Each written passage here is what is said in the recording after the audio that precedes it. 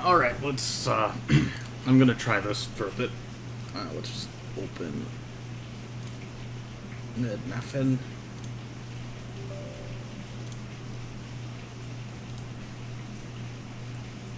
Just gotta... There we go. That's been a long time coming. Perfect. Let me just move this here.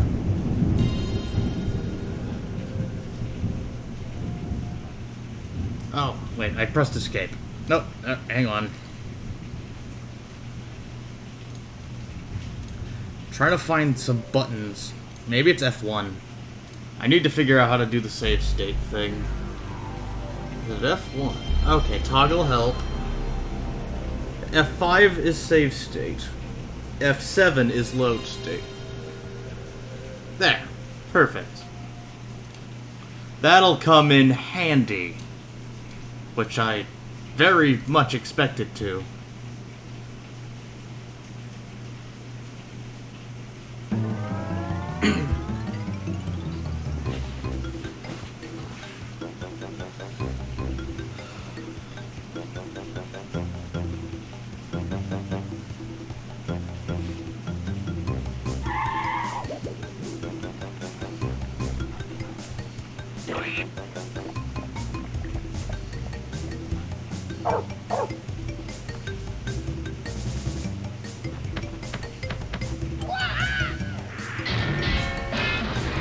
Since the opening cutscene doesn't play at the start, I'm just gonna let this wait until it plays the opening to begin.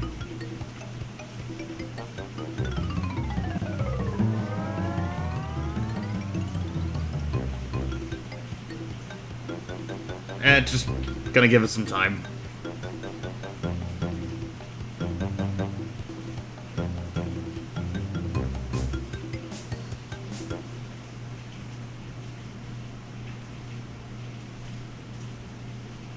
But Dr. Cortex, we have not determined the cause of past failures. Moron!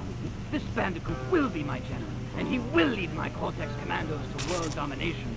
This time I shall reign triumphant. We are closer than ever before. Quickly, into the vortex! But Dr. Cortex, the vortex is not ready. We have no idea what it could do. Failure again. Capture him! Uh-oh. Prepare the female bandit. The reason I'm not doing remastered is because I am preferential to the physics of the original, but also because I have been naffing. And, also don't have the Insane Trilogy.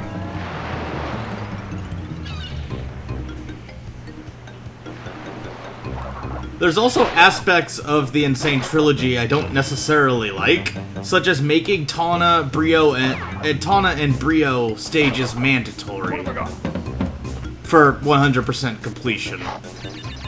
Mostly because that makes other levels terribly sorry. I'm not sure what's going on with my audio quality, but I'm gonna go ahead and fix it in the volume mixer.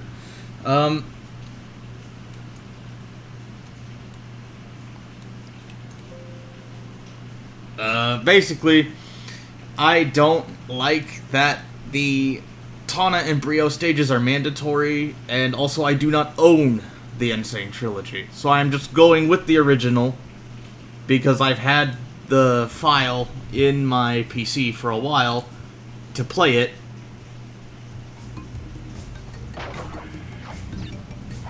So I'm just running with what I've got right now without having to give money to Activision, which I'm still very adamantly against. It's actually one of the reasons why I do not have the Nitro Fueled games, even though I have a PS4. Oh, okay. So, I'm playing around with the load and save state buttons, because I'm probably going to need them for this level. Let's just save it here. I'm fully expecting to need it. Because the game's save maneuvers are not particularly programmed without doing Tawna stages. So Tawna stages are already pretty mandatory in order to save the game properly. And because of that, I considered making this a marathon of sorts. I don't quite have the time to do that. Mostly work obligations.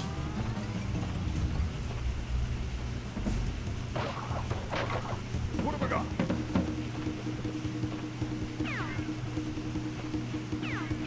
Pretty much almost entirely work obligations at this point.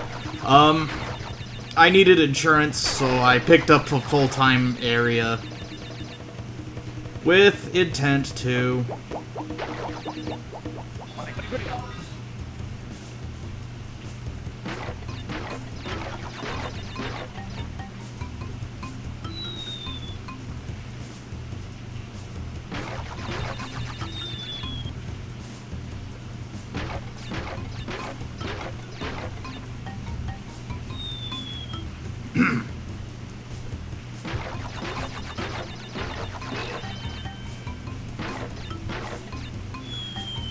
I'm getting used to the physics, and Insanity Beach is one of the hardest early stages, if not the hardest stage in the whole game. Because crate bridges like this one are why. Yes! Oh, no. Just when I got it right, I also got it wrong.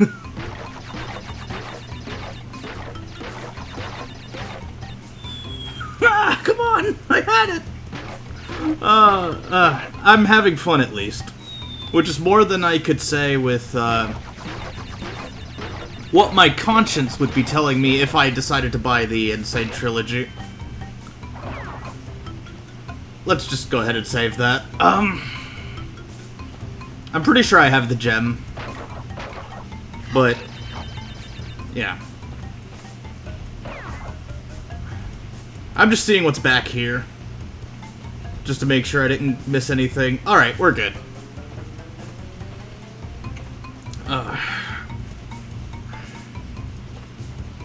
I expected to save state a lot with the original, just because there's a lot to deal with. Alright, let's do this.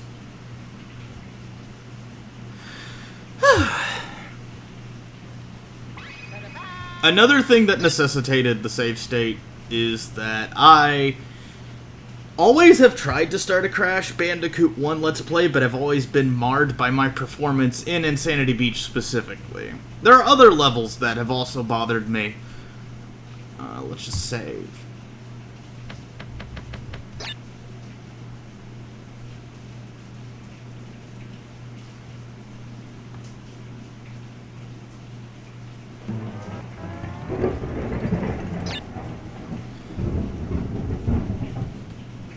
I also used to do a goon race of this game with other people from Games Raced Awfully for a super race, and my performance there wasn't particularly good. Granted, I was supposed to be any percenting the game, and I wanted really badly to 100% the game super fast. Unfortunately, I don't have the correct version of the game to do that,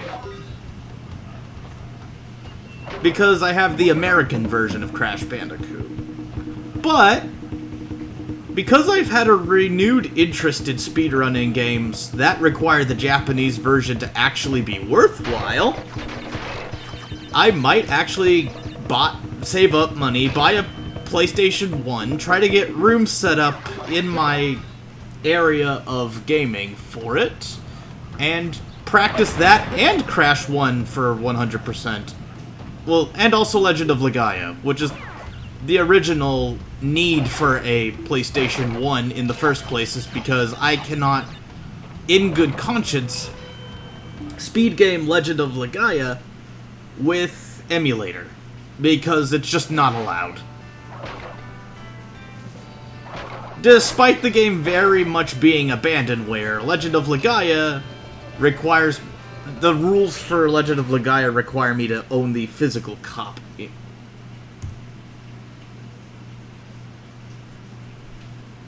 Trying to play it on PlayStation 3 will just crash after a certain point, so I can't just use my PlayStation 3. And I want NSTC-J for specific reasons.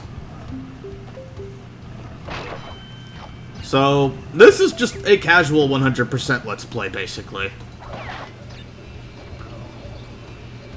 Oh, all the backtracking I'm gonna have to do.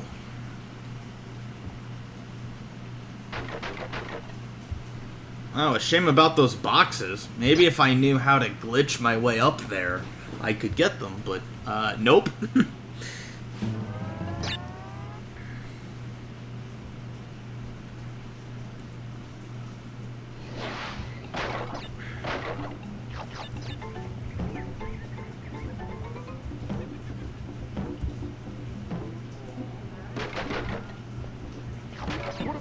Another thing that motivated me to do a Crash 1 Let's Play is just because I had a really popular Crash Team Racing Let's Play, and then I tried to be successful with Crash Bandicoot through Warped and Cortex Strikes Back.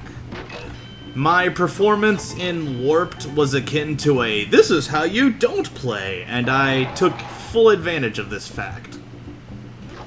And my Crash 2 Let's Play was just me making fun of Oni plays for a bit, while also having my own brand of partial amusement.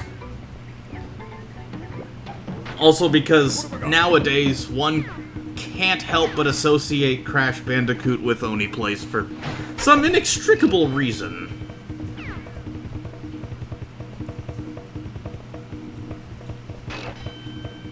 I kind of actively resent this fact, because I know I've quoted Oni plays a lot. I actually considered proliferating a bunch of alternate universe version Oni plays where they're more like me as people. But I chose not to do that, because that seemed like a bad idea.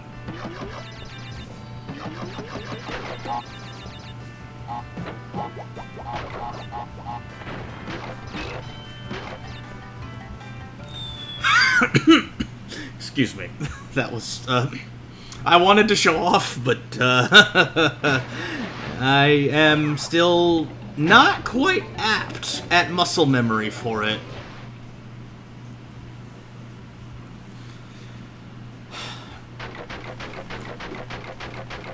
On the plus side, though, I've managed to get really okay at the physics of this game. I just need to make sure that whenever I do screw up, I have an easy form of recovery. So my usage of save states is mostly a de facto checkpoint system that is better than the original's checkpoint system.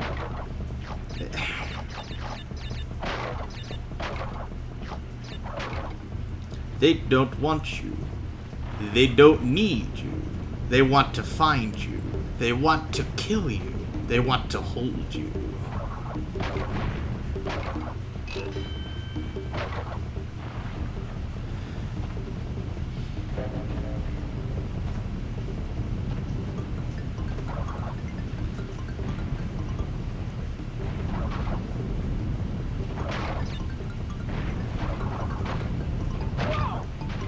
And nope, not doing that.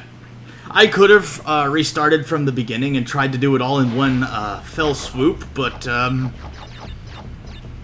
not particularly fond of that idea. Not that I couldn't, just, yeah.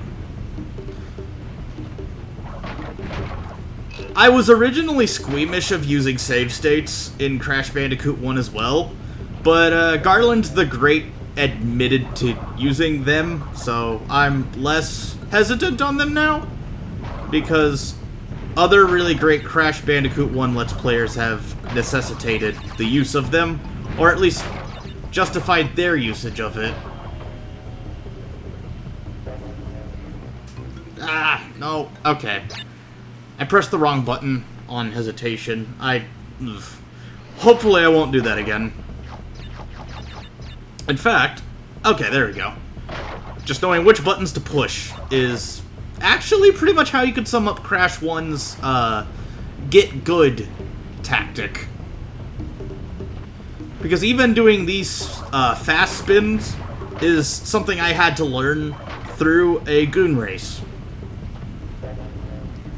Because sometimes the boulder, especially in Boulder Dash, will catch up to you, so you have to do jump spins to get a little bit of a leg up.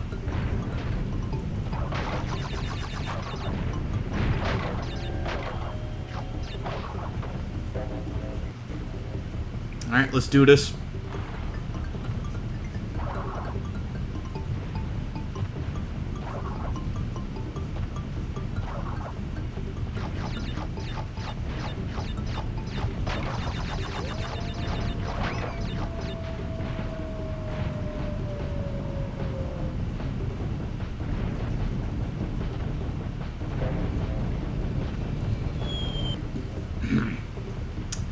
Yeah.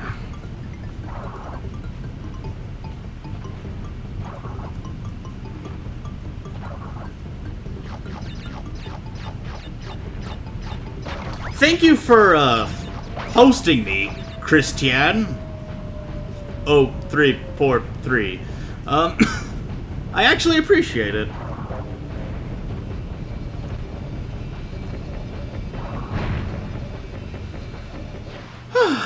Okay. That should not have taken as many tries as it took. But I'm glad I got it done.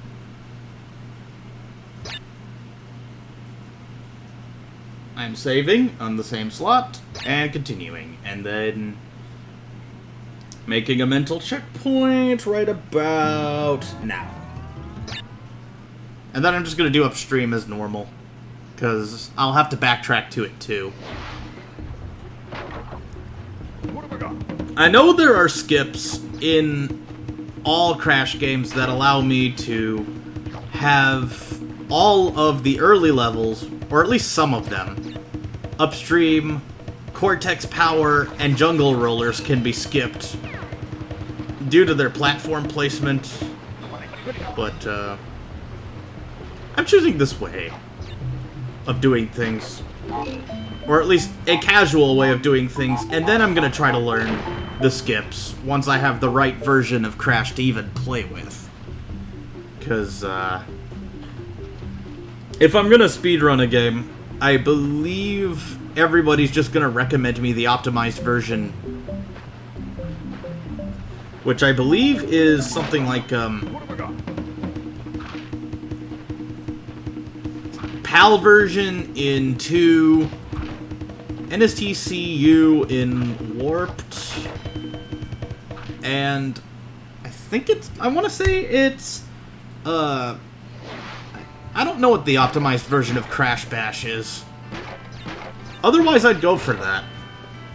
I know people like Sony Computer, the one that says Europe, and the Japanese version's the most popular, to where it has a PlayStation Network version. Unfortunately, I do not possess a Japanese PlayStation 3. Tempting as it would be to get one, I would also probably have to save a lot of money for it. Especially if I want to get the bulky one that I like.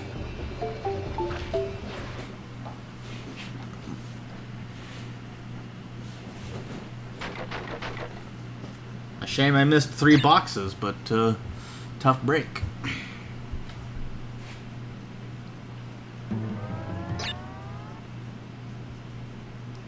Papu Papu.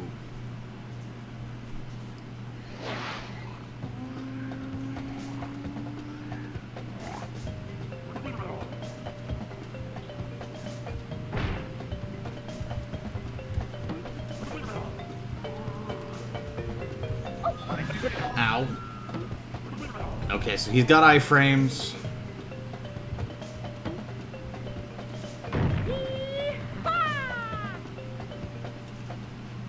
Apparently the Japanese version gave Papu Papu 2 more hit points.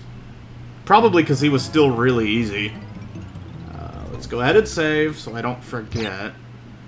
Another thing is that, during one of the times I tried to Let's Race Crash Bandicoot 1, I died at the lab, and because of how I did the Tawna bonus stages, I was sent back to Boulder Dash, an island before the lab, so when I game overed on the lab and then tried to continue as normal, it put me back so far away that I did not see much of a point in continuing the race from there, so I ended up DNFing right then and there.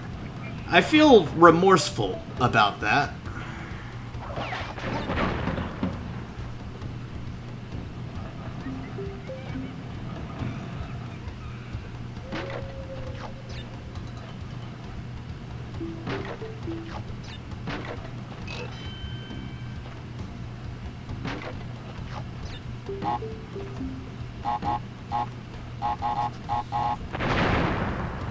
I thought that middle one had a life in it. Oh well. No harm here. Just a guy trying to do Crash 1, which has been overdue for a year.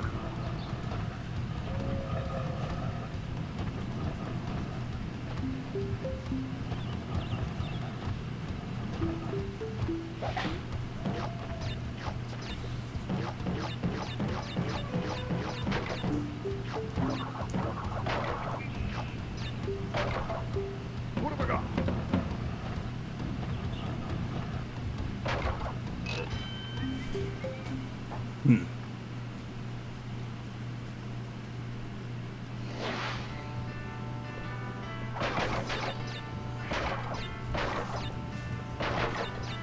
Yeah.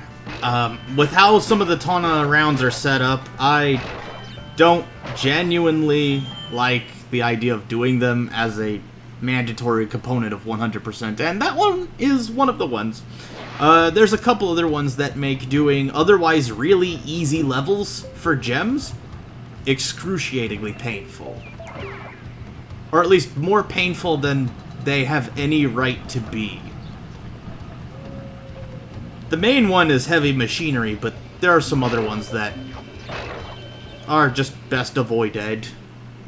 Let's just go ahead and save here. Just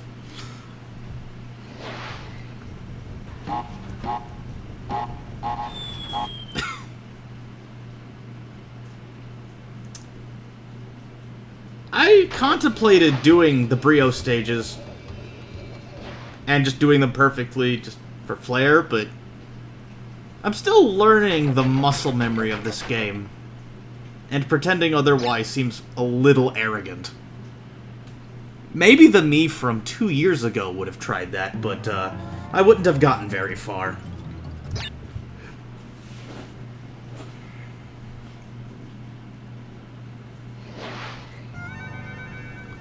Raise them eyebrows. Alright, let's do this.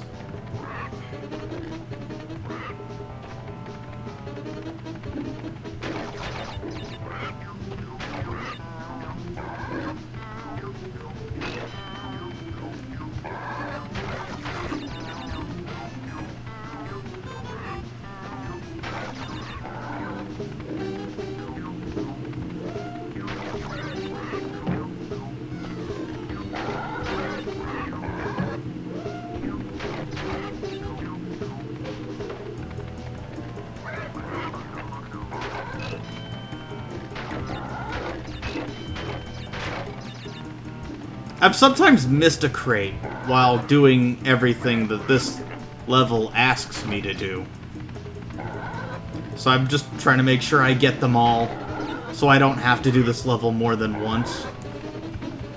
There we go, perfect! I'm pretty sure that's perfect. Yeah, there we go, no sweat. Shouldn't have been much of a sweat. Let's just go ahead and do that. Let's see. Who is... Okay, cool.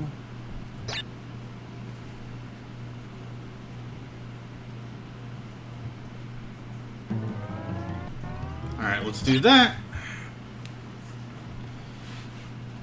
How long have I been streaming? Only like 24 minutes? Okay. That's not bad. I'm just keeping track.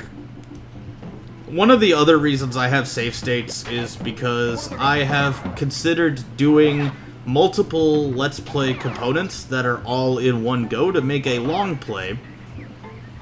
And it might be good to have some editing here and there just to make it all smooth. Which is basically how Garland the Great did his Let's Play of Crash 1. Or, he called it a walkthrough.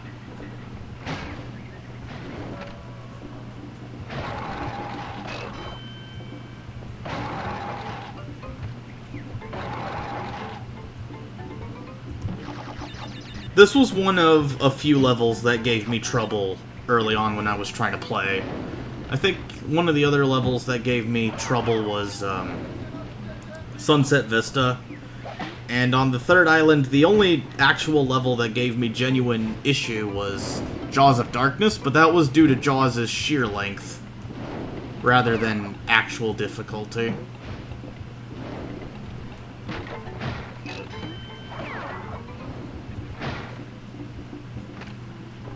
Everything feels floatier. I'm using the shadow to time my jumps better. That way I'm not dependent on save states to get by, because there are some levels where I feel it's inexcusable if I don't get it right at least the first time, and a couple of those levels have brio stages that, if I were to play on the Insane Trilogy, would actually make them pretty lethal.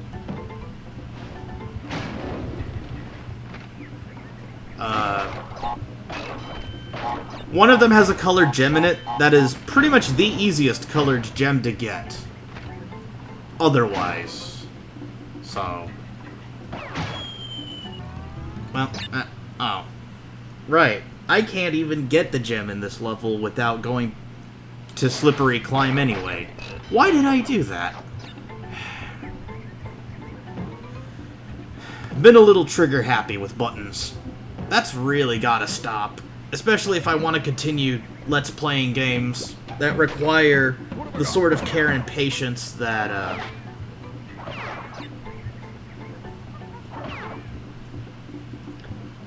that's actually necessary to not tear my hair out. Or, well, yeah.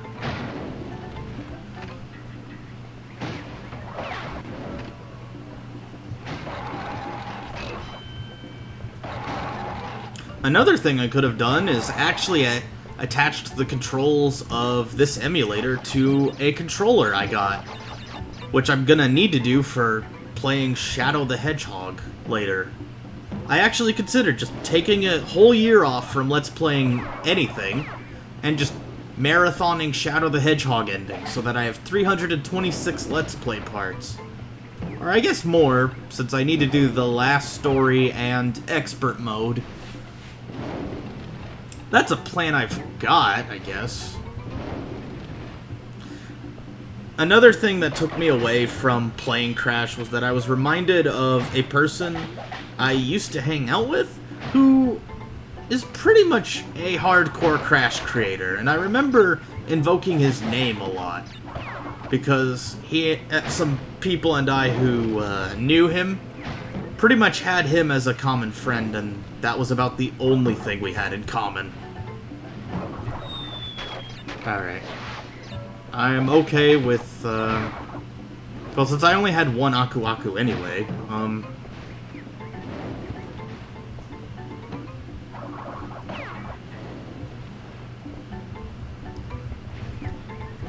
admittedly, some of the death animations in Crash 1 are genuinely funny, but most of them are pretty much one and the same.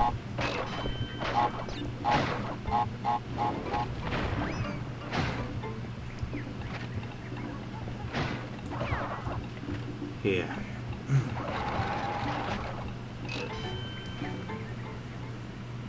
Have there been any Aku Akus in the Tawna stages, I wonder? To myself, to try and offer small talk. That way, my long play isn't just dead air, dead air. And so that I can have more impressive stuff. Hopefully. Yeah, just save, come on. There we go. I'm just gonna save right there in case I game over or something. I shouldn't game over with how, if you have a consistent flow of Crash 1, you'll be able to get to 99 lives pretty easily.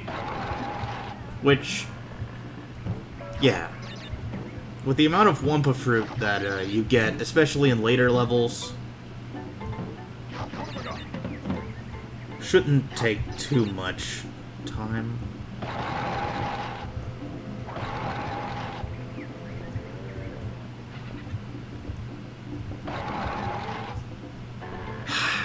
Guess I gotta repeat the cycle. Alright, come on. I'm glad that, these platform types were discontinued in later Crash games. Because, I can't imagine Crash 2 being fun to play as it is, with those types of platforming segments.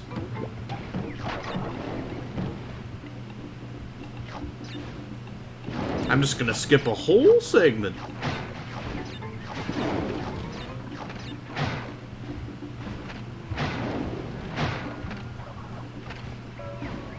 Wait, was that just... Oh, wait. Wait, hang on. Hang on a sec. I could have sworn this continues. Oh, okay.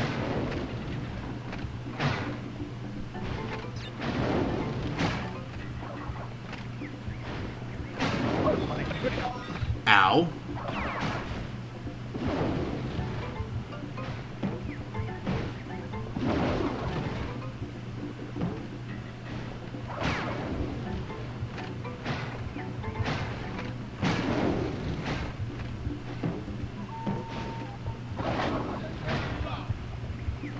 Yeah, there we go.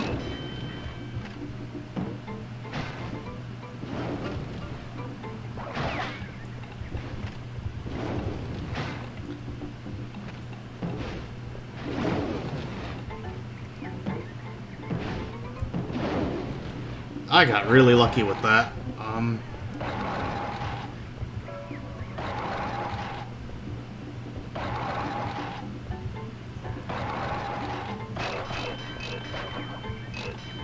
Also, some levels give out a lot of lives, but they also expect you to die a lot.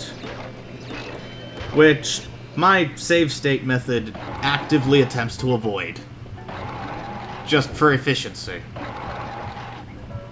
It also seems like bad show if I just kept dying a lot and didn't have a means to countermand that.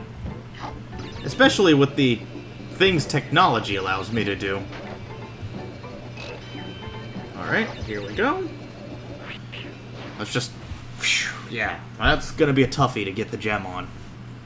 I know as much.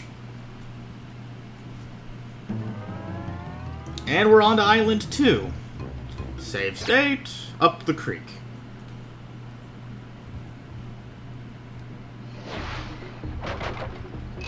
What have I got?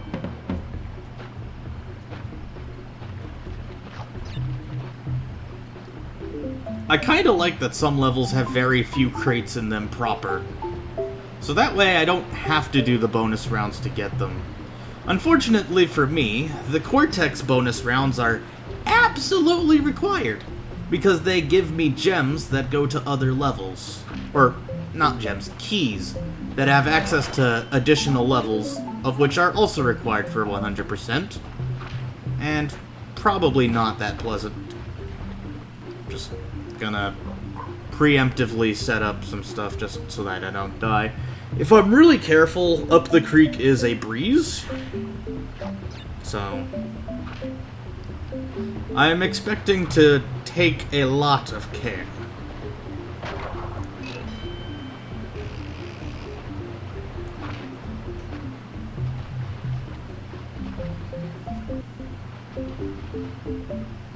But, it never hurts to have a backup on hand.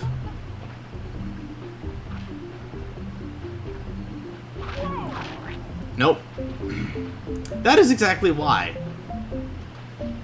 I'm not skilled enough to do this without save states.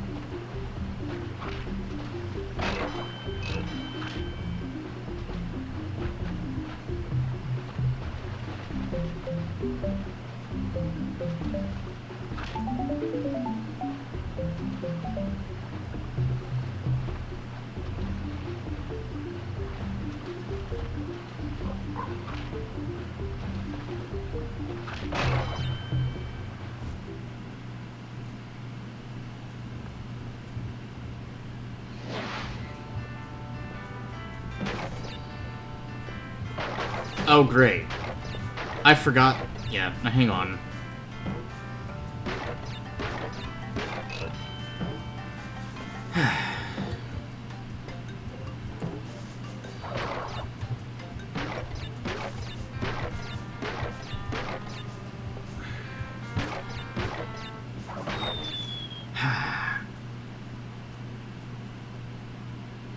Oh, wait, I just looked.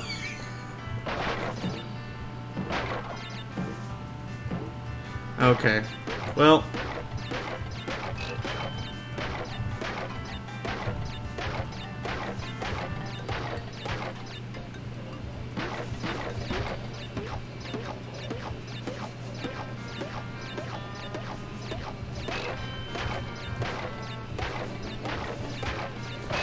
The sound as you consecutively get bonus crates is pretty funny. Okay, so let's just...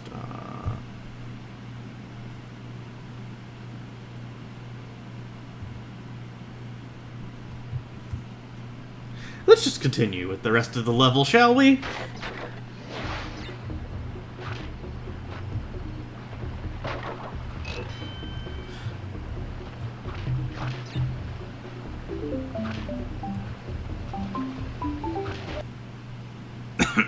No. Sorry, I at first thought depth perception would be my worst enemy, because in real life it is. You'd be astonishingly surprised at,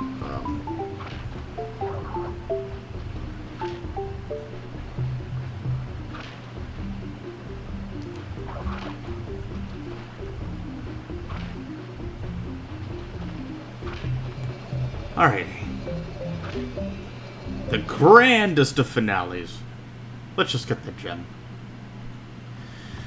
Woo!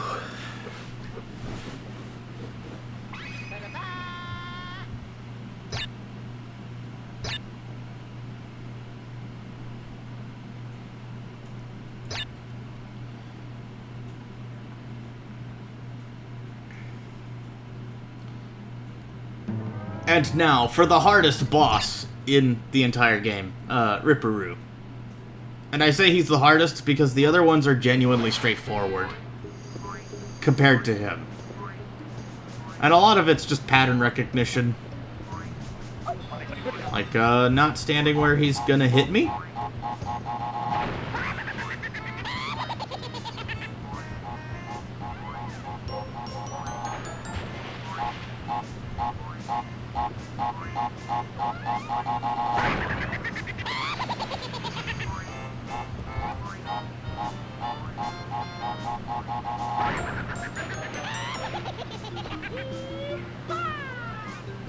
I got really lucky with guesses. That was some guesswork. Yeah, let's just go ahead and, here's where things get tricky. The Lost City. And I say tricky just because I'm gonna probably end up doing a lot of safe state shenanigans. My rustiness is very imminent in terms of an enemy.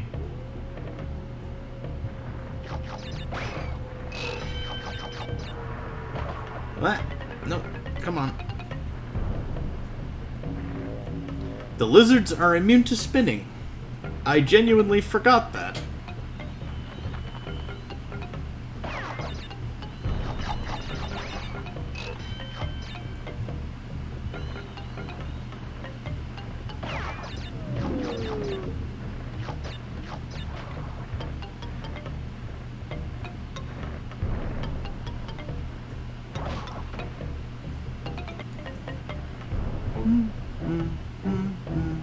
I like the music of the Lost City in this one better than Sunset Vista, or what the Insane Trilogy has to offer, which isn't particularly imposing sounding.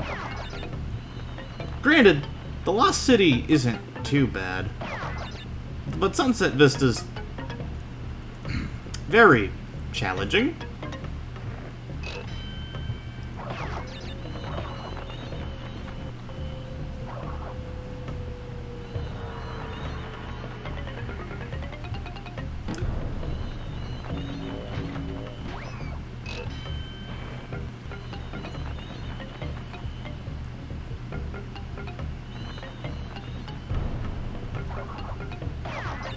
That could have been fatal, but it wasn't. And I am content with that.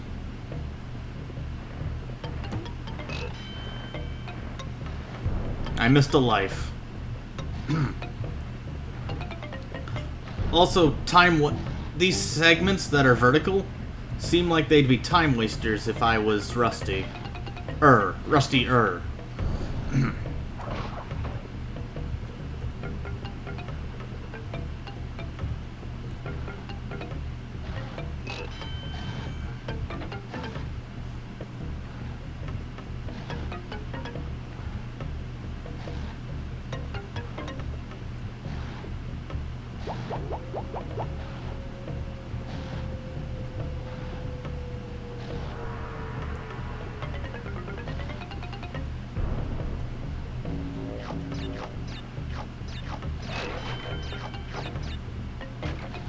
Alright, here we go. Let's save. I want to at least do one of these right, and it may as well be the Lost City.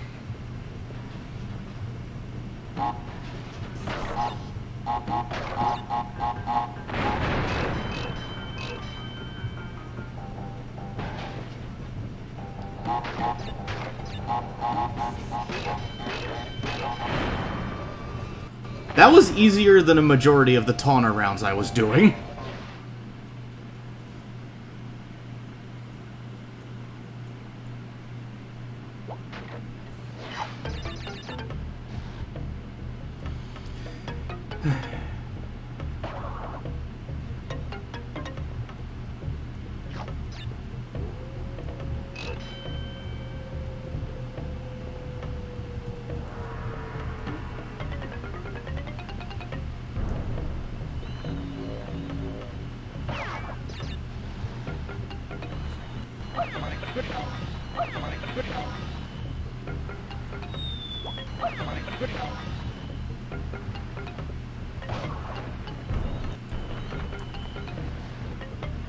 I lost my Aku Aku due to an error, and I'm willing to accept that error.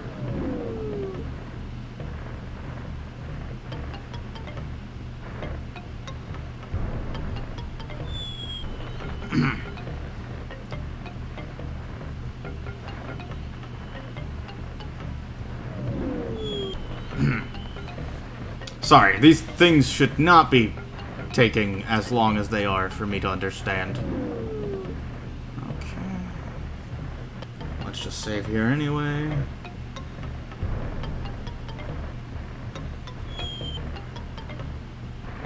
Maybe I should just wait for the whole thing to finish, and then for all of them to... Yeah, there we go.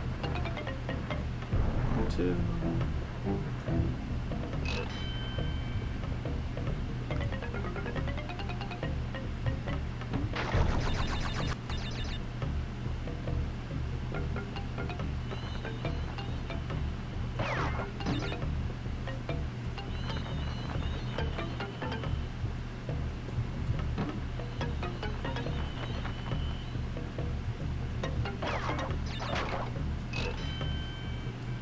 Alright, let's save.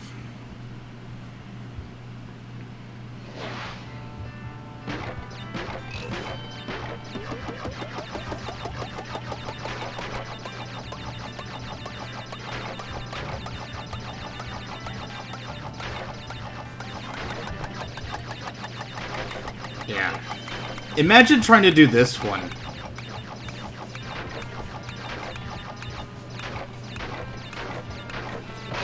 And the higher pitches get even funnier. I would have... Success is not something that would have been a thing in the insane version. Just looking at these past few Tana rounds, I would have been stuck. Without a doubt. Especially, since the Lost City is, for all intents and purposes, supposed to be one where I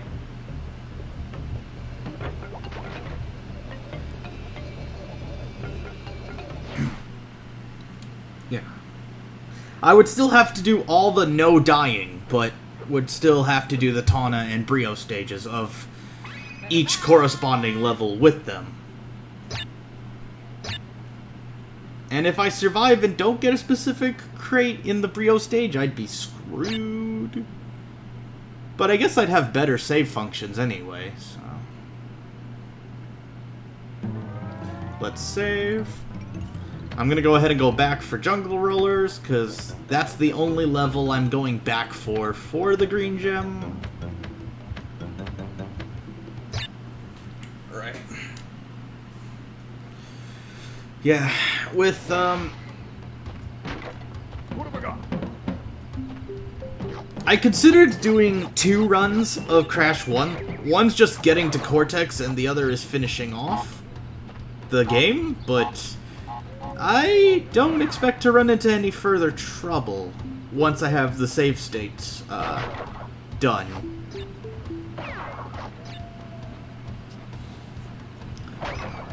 Also, getting the green gem in the Lost City feels mandatory, so, or at least for that and any percent, because I could skip a whole level with its green gem path.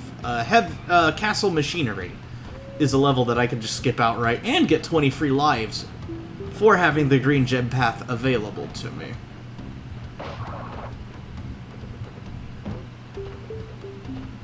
What the...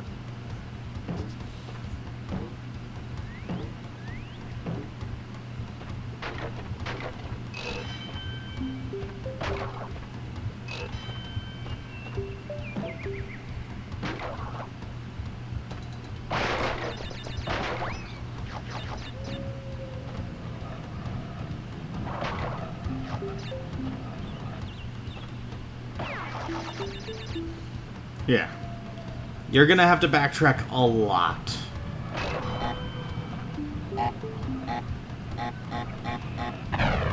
And honestly, given how much there's still left to do, I might just go on ahead and do the tactic I wanted.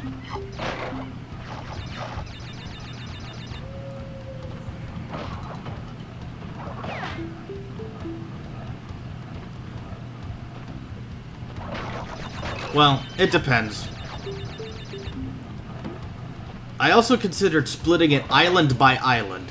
So I could have ended it at Native Fortress and then done another stream later where I did the second island, gone back for Jungle Rollers, then continued onwards, because there's not a whole lot left for me to do after Island 2, almost all of the colored gems except for the green one are on Island 3.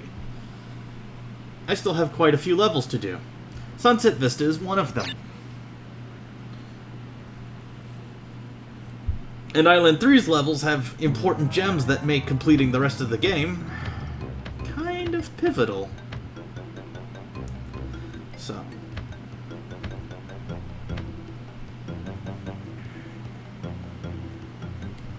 Let's save. Do this. We're good.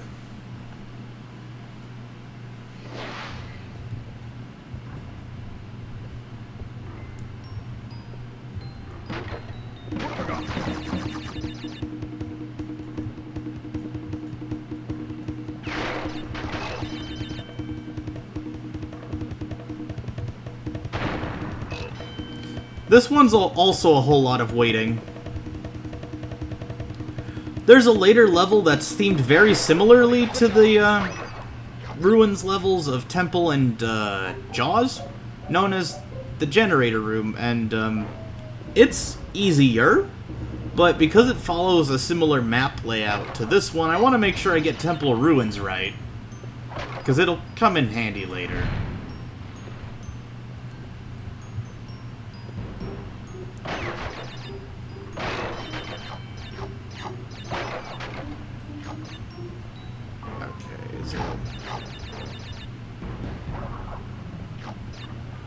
It's not here.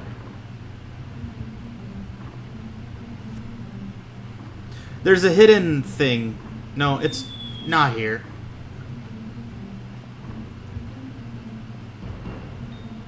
There's another thing with a hidden path of crates that I'm gonna have to blast through. I might have already passed it.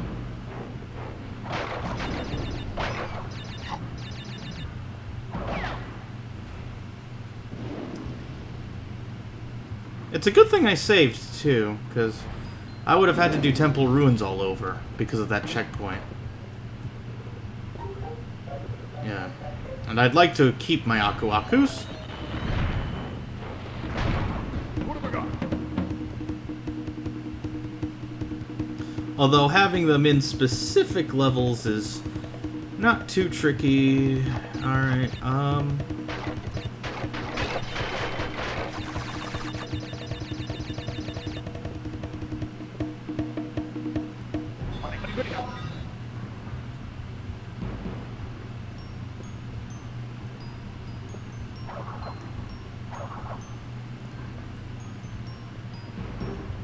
Alright, let's hope I didn't miss a crate by accident.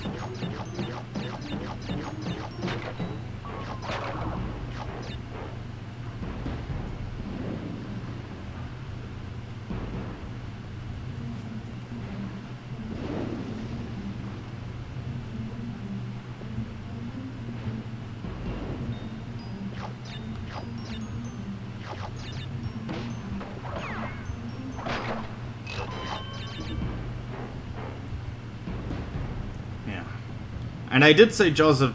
Well, I said Insanity Beach was the hardest level that I've come across.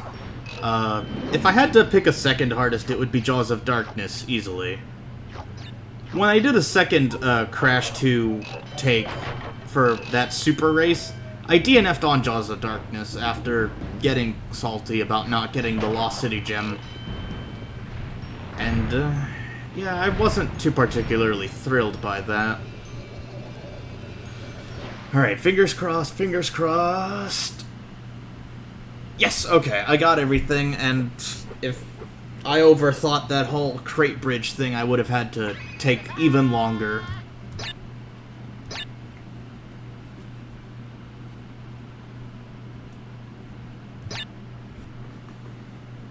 Yeah.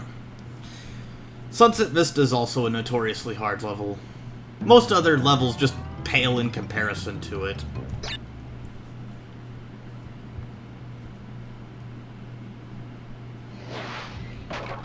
What have I got?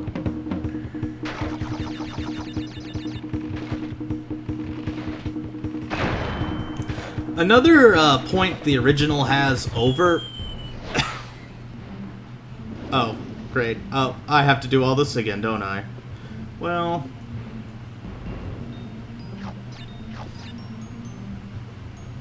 This is what I get for leaving a state saved in the middle of a level. I'll try not to do that, if I can. I don't think I'll run into any other levels where it's a problem.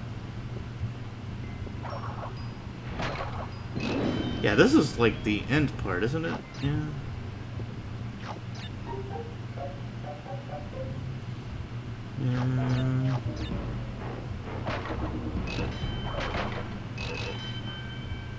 Yeah, I'm almost at 99 lives anyway. And Road to Nowhere...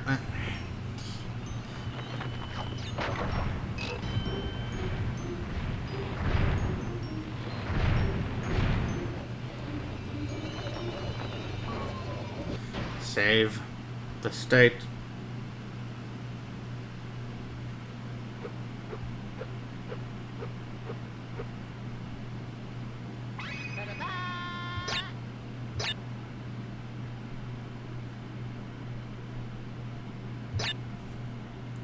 Save. Alright. Road to Nowhere. Road to Nowhere and the High Road are chief among my favorite levels, and apparently the physics in Crash 1 makes them a lot more brutal than they have any right to be in the Insane Trilogy. Granted, they're not slouch levels by any means here either.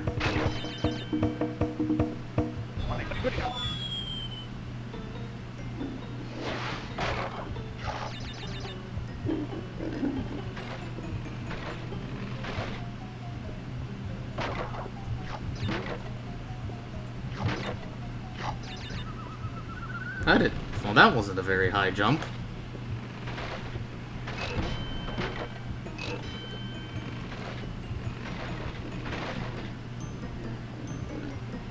Also, these pigs are invulnerable. And 30 to 50 of them, especially the feral ones, are known as a precinct. For some reason.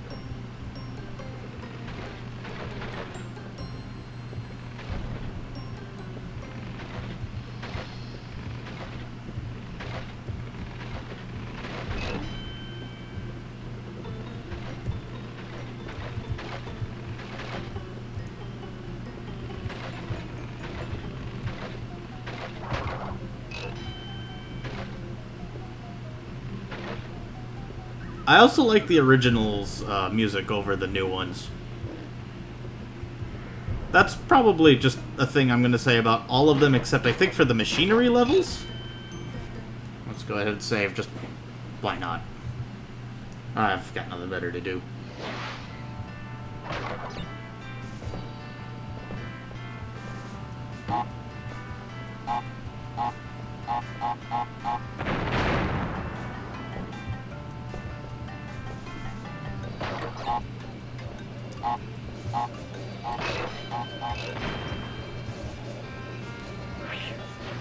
Thanks, Tana.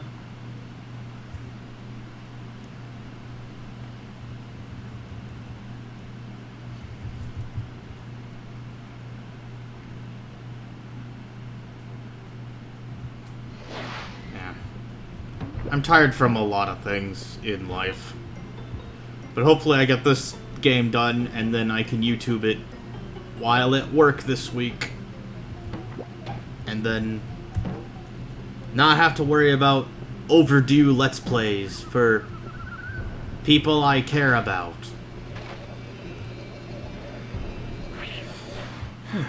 Yeah. At least, yeah, this feels way overdue. Kind of like the Sonic Adventure one that I did a few months back. Oh, great. Here comes the level where the spin move becomes the most useful for movement. Also, this is ideally the last level completed for most people on a 100% basis.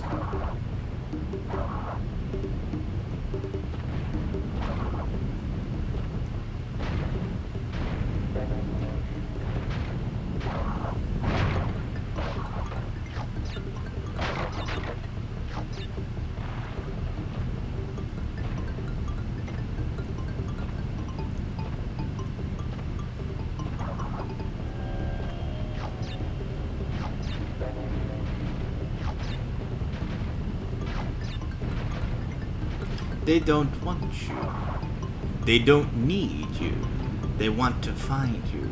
They want to kill you. They want to hold you.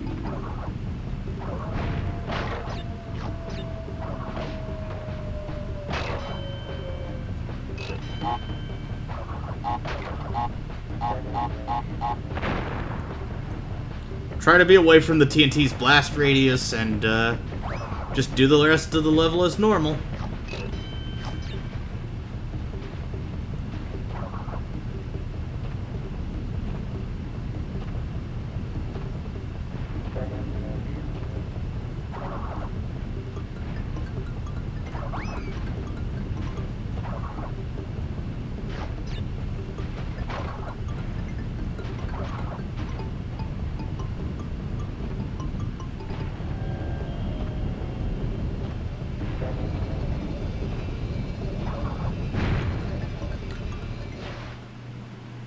That was easier than I thought it'd be.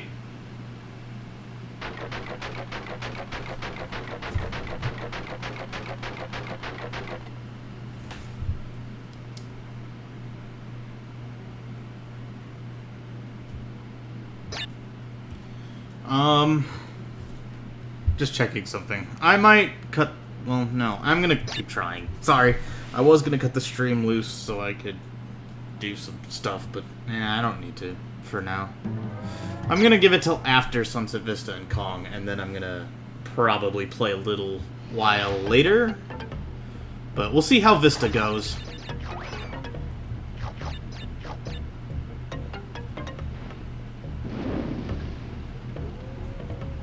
The only time I've ever heard the term Vista used was Buena Vista, which is vaguely related mostly to Walt Disney.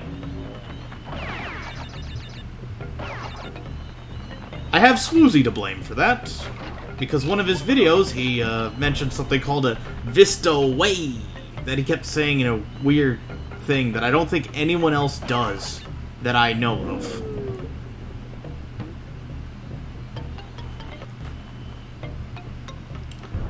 And I wasn't... Like, outside of Goon Races, where my primary focus is just getting from point A to point B as fast as possible... Well, okay. Well, I'll take that. I'll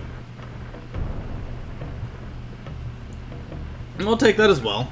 I don't know if that was a collision detection error that saved me time, or I just happened to get lucky with. Or at least, I attribute it to luck, because while I'm kind of just breezing through some of these levels...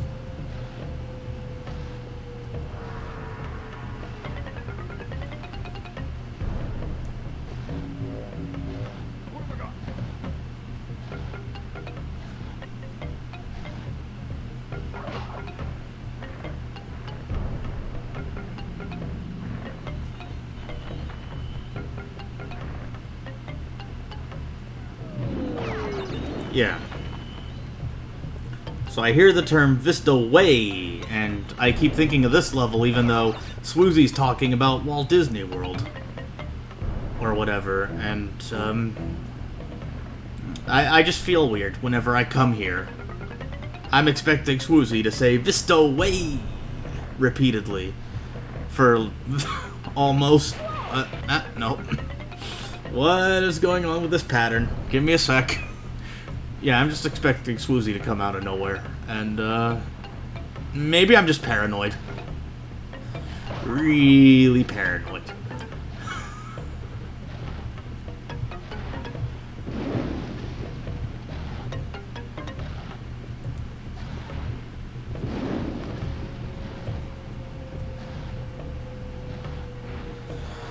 Alright.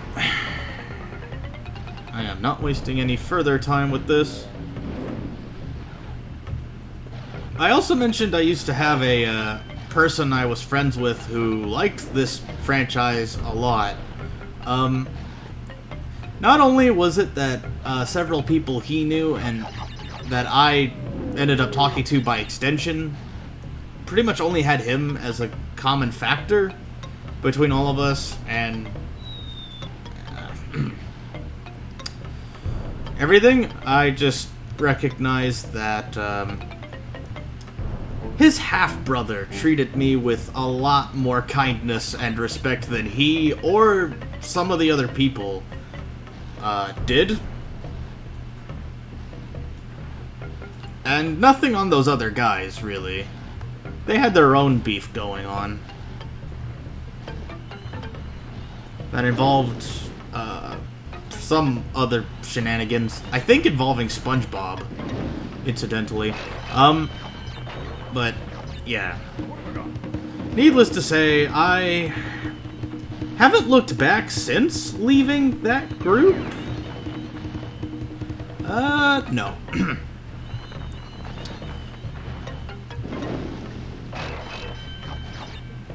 Save here.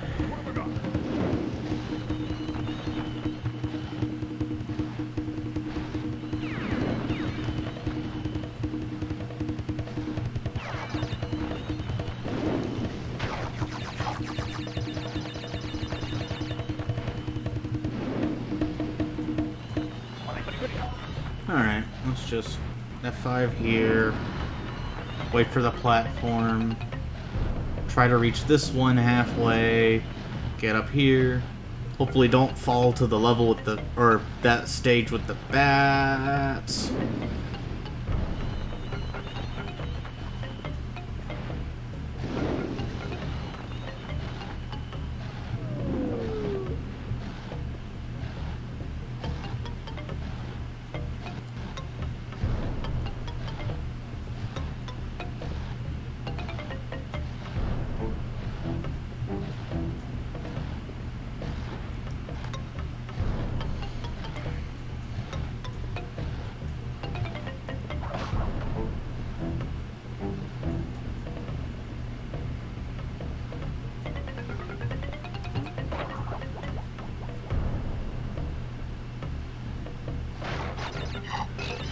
Yay, one of the Cortex tokens.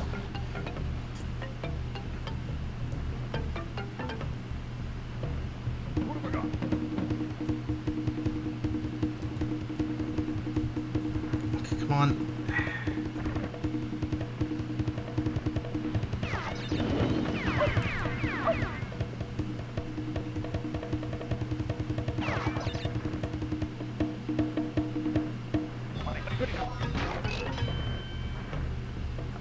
I haven't been too bad.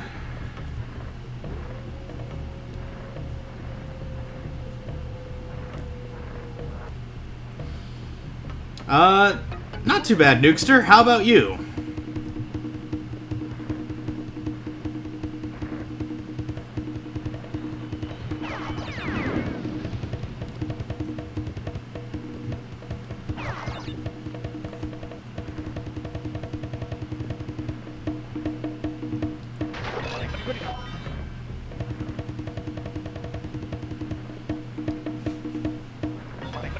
Seeing some peeps.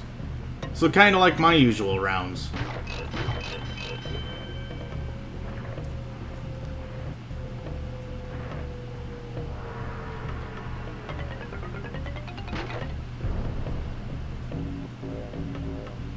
Okay. Sounds good.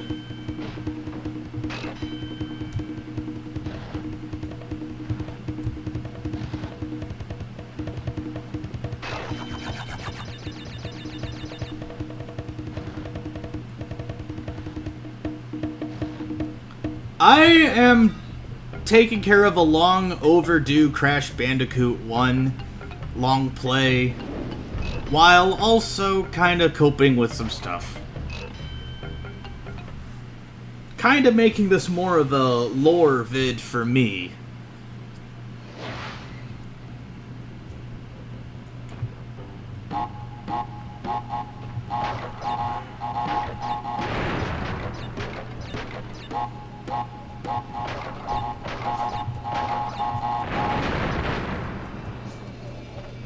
Give me that key. Thank you.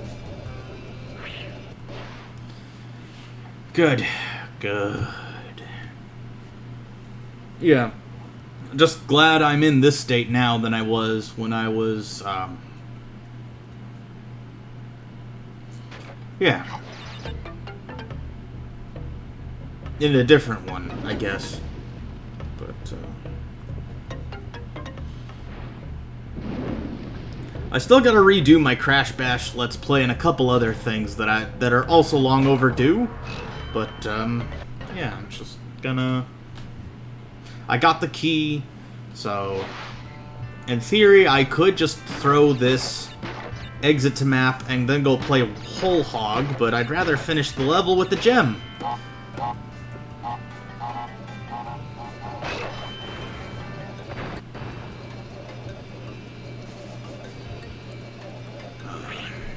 Yeah. Also taking advantage of the fact I have some spare time while doing full-time work now to finish this game up so that I have all of the Crash 1, or all of the original Crash trilogy done. Maybe do Insane Trilogy just to see if I can get through Crash 1 fine on there.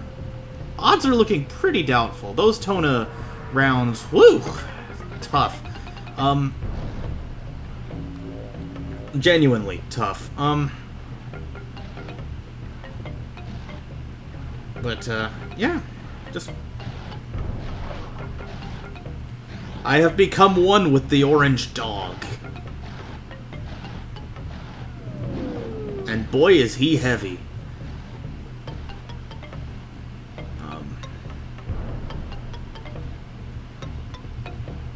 Oh, is that an invisible wall? I thought there was a crate or two there.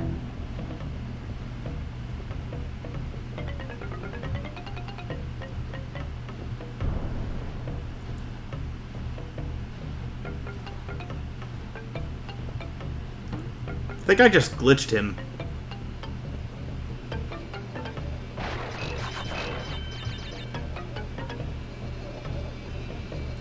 Alright, let's see if I got it all. Hopefully I did. Otherwise, that was an enormous time. Oh, yes. Hello.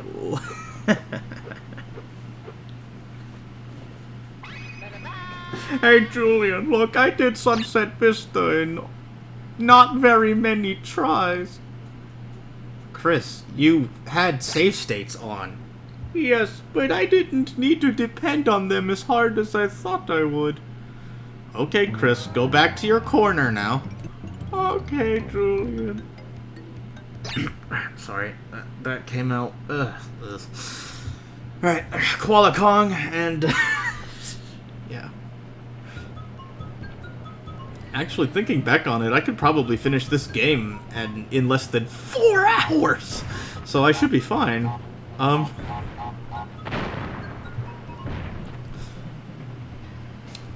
yeah. I don't think Koala Kong and Dr. Brio get enough love even from the remastered trilogy. So... I was hoping to maybe do 3 Crash Bash LPs as Brio, Kong, and Rilla-Roo, respectively. But I would also need to redo my Crash Bash LP as Dingodile.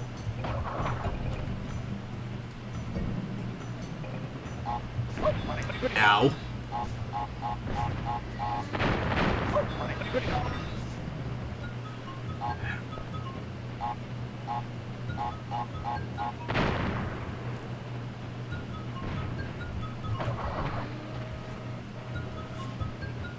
So, I didn't hear anything about nitro-fueled.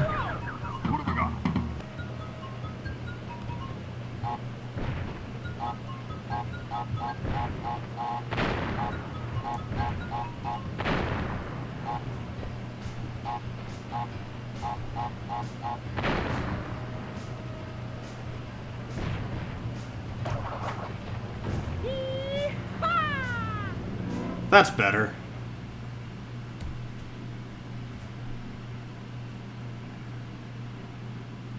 And with him gone, I could do heavy machinery just fine.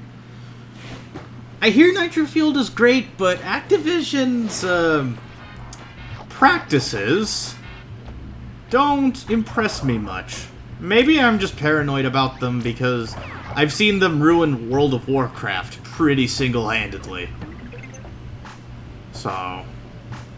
What have I got? Or at least the Activision Blizzard merger is always pointed at as what caused the World of Warcraft series to basically torpedo itself after Wrath of the Lich King. What have I got? So... yeah, I'm still extremely paranoid. I might give it a chance, but, I don't have anywhere to put my PlayStation 4. I don't have anywhere to set up my PlayStation 4, or else I'd have Nitro Fueled already. My sister has said really good things about it. Oh yeah, World of Warcraft should have ended after Wrath. Maybe even after Mists, really. Mists of Pandaria, just because everything else could have either been its own game entirely, or just left as a cliffhanger. Maybe even a funny epilogue that those really unfortunate, adaptations that authors keep trying to do. Like that Greg Wiseman guy who did the War of the Spark adaptation. That's really bad.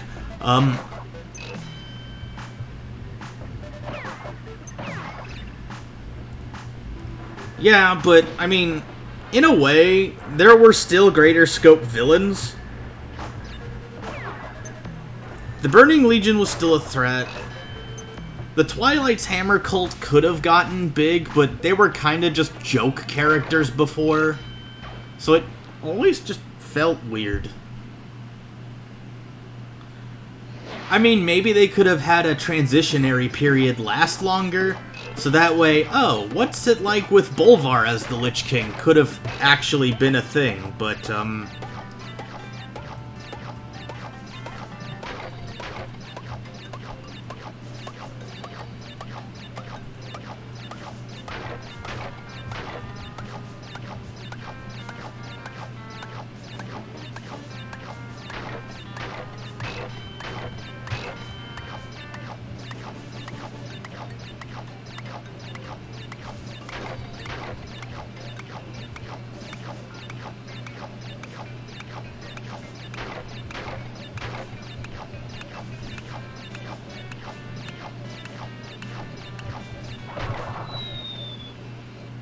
I got what I needed out of that.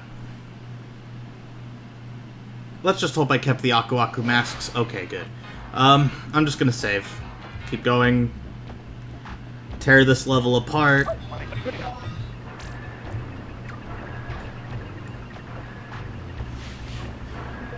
Yeah, if... I don't see what they're gonna do next. They already card says Moopst Sylvanas Windrunner. So, I'm already not looking forward to what else Activision does. Yeah.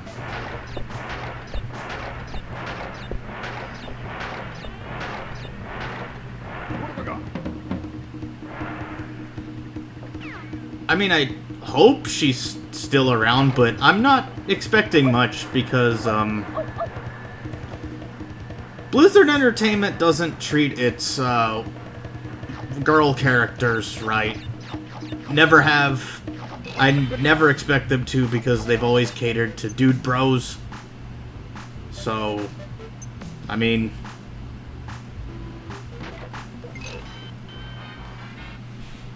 pretty angry. Sorry, I'm pretty angry. Trying to keep calm. Because I have a good groove in Crash Bandicoot, and I'm not gonna let some hack company ruin my day.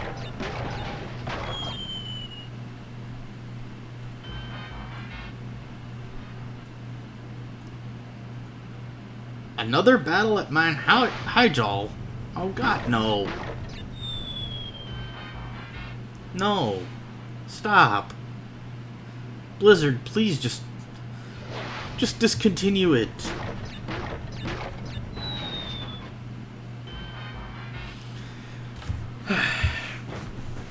This is the one Brio round where when I was little, I actually got down pat.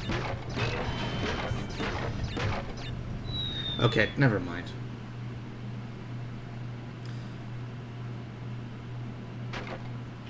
Oh, great. They already bastardized Jaina's character enough. Why do they gotta pretend that they're gonna undo it? When, they made the card say moops for her, too. And they did so just to spite people. It was very clear they did it out of spite for specific fans. And now it feels like Battle for Azeroth is a half-hearted apology to those fans whom they wronged in the first place. And if it were a genuine apology, that would be a different story altogether. But it's not genuine. It hasn't been genuine ever.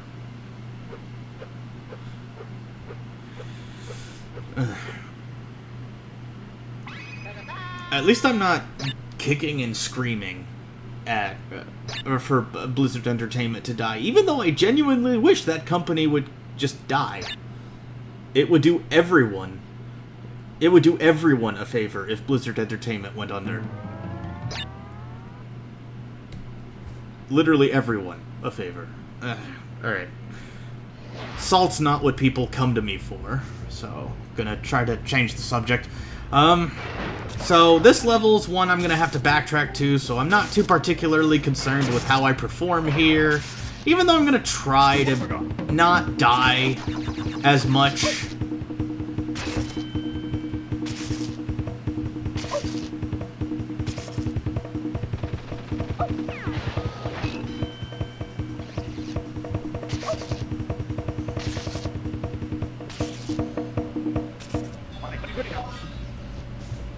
Funny thing, I had a lot of villain monologues about how awful World of Warcraft got after Wrath of the Lich King, and I think a streamer's friends weren't happy with me. So, even though things were cool between me and that specific streamer, his friends didn't like my villainous monologues, and so I got evicted from that server, probably because of the villain monologues. I mean, I am a supervillain. My entire brand as a person can just be summed up as villain. That is the life I have led, whether I've wanted it or not.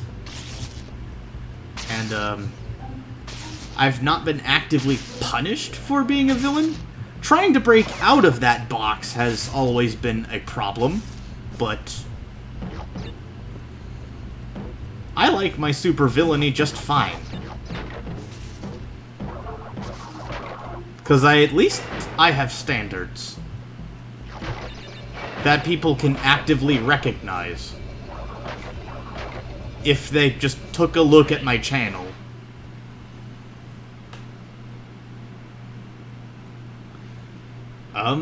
Yeah. And, yeah, I still have a lot of unfinished business with various interest groups.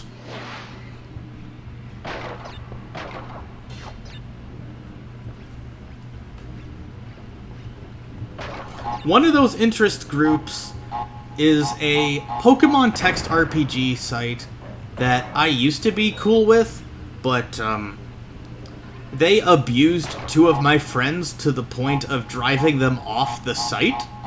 So I kind of wanted to murder every single NPC they ever had and burn everything they had to the ground in response to their abuse of two of my friends and overall complicitness with the abuse.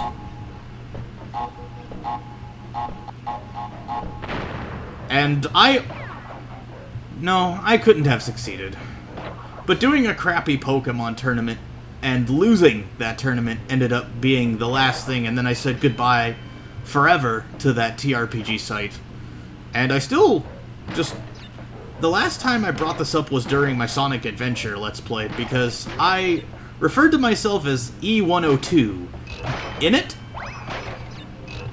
And, since I invoked my own namesake, I feel kinda responsible for bringing that up in the first place. Here I'm just going, that's one of those issues I still haven't resolved. I tried to hang out with those two friends who I made, who were abused by the Pokemon TRPG guys, or at least one of them, and then the others were just all single-handedly complicit. I tried hanging out with them in a MMO type thing, but I lost interest in that MMO type thing, and I want to get back into that MMO type thing, except all I would just make is another murder hobo. And that doesn't feel right. Just... What have I got? nothing about that feels right. Just, yeah, let's make another murder-happy character, even though I have no justification for it this time round. Yeah, that's gonna go great. Even though, I mean, there's nothing incentivizing my character to be a murder hobo, except that the difficulty of everything, it feels like furry Dark Souls, I guess I could call it that. Or would it be scaly Dark Souls? Genetically, I feel like everything leans more closely to reptile than mammal. But, yeah, everything just feels like Dark Souls. So, I gotta adapt to Dark Souls. Everyone is Dark Souls. And I don't know how to react to that in a healthy manner. Yeah, alright.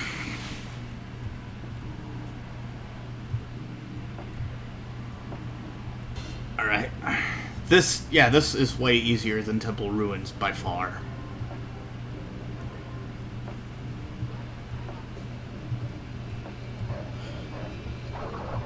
This level has weird lighting that makes following Crash's shadow kinda hard. That's how I've been able to do anything platform-wise with it. Yes.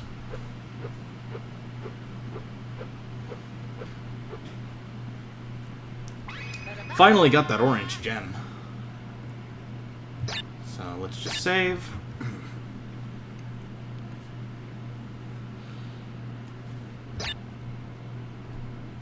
Save state.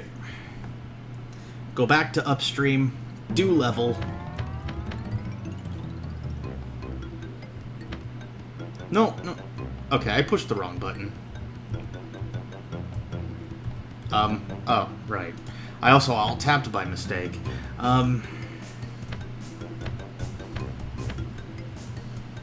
Wait. Oh, I could do a whole hog. Okay, let's do a whole hog. Let's go whole hog on whole hog. Yeah, let's just do this. I think this is the first time I've ever done this level. In Lord knows how long. So let's just, yeah, jump right in.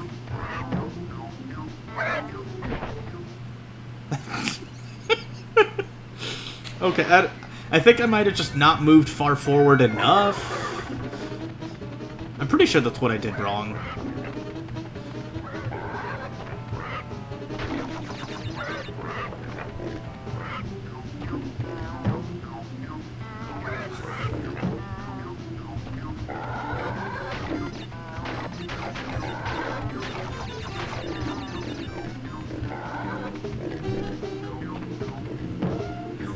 Let's just jump right in. Jumps into pit and dies.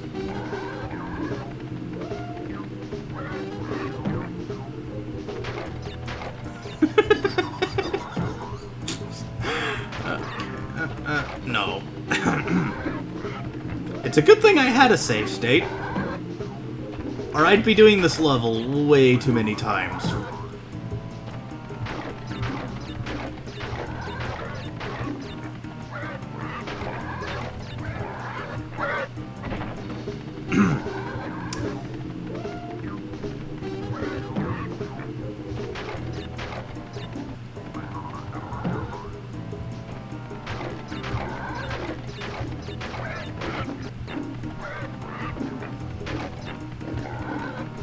just not into a desirable spot. You are correct. Ah, but the level was not bad. Technically, you jumped right in, just not into a desirable spot. You are correct.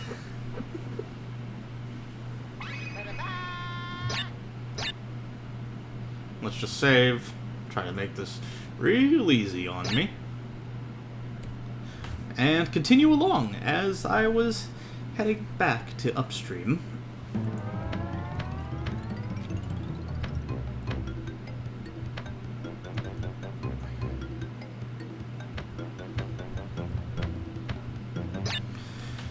Yeah, I might save doing Rolling Stones and Jaws of Darkness for post-mortem. What have I got? And by post-mortem, I mean I'm gonna probably defeat Cortex first before going back to some of the levels. I'm just trying to determine how that goes.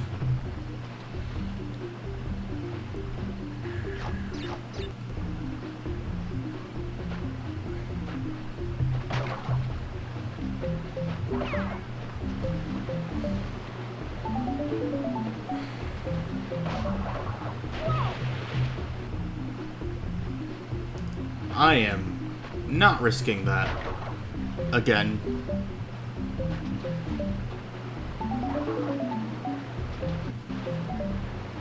There we go.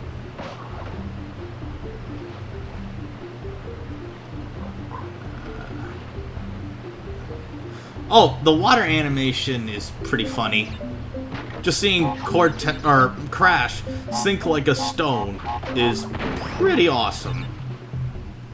But it also sucks because I lost a life and also a chance to get a gem, which is tied into lives, or maintaining everything in one run.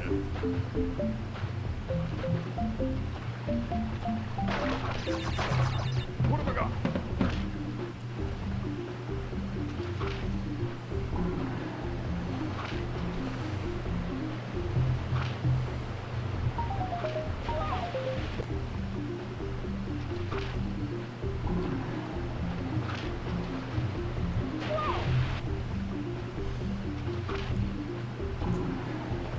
Alright, save here, track his shadow.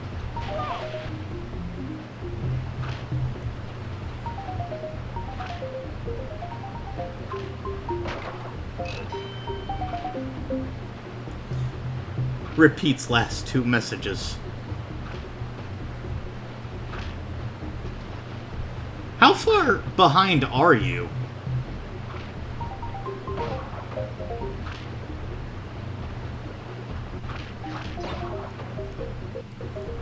I feel like that's a consequence of the Tawna stages, is that because the Tawna token was not too far off from a checkpoint naturally, it just feels like, that it just turns into 2 checkpoints in a row. Alrighty, so F5. Oh, okay. Yeah, I was kind of glancing at the chat, trying to quick answer it, but,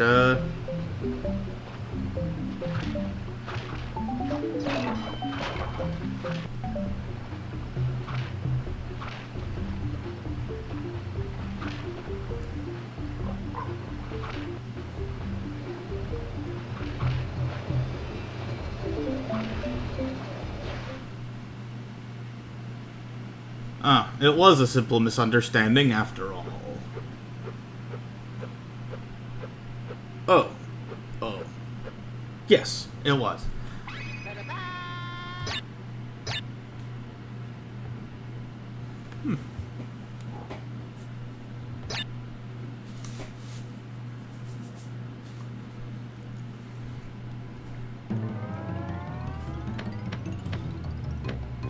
Now I can go back to Toxic Waste, and oh god, Toxic Waste.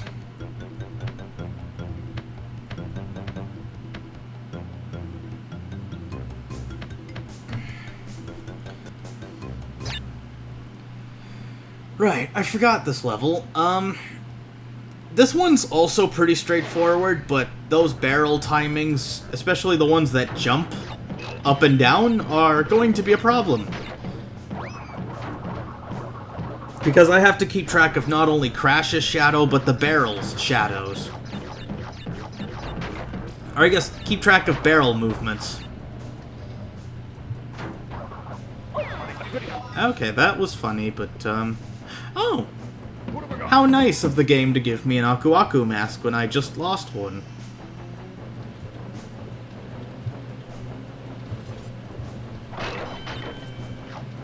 Now, this is one track where I like the Insane version over the current one, but the Insane one is also an upgrade and not a side grade.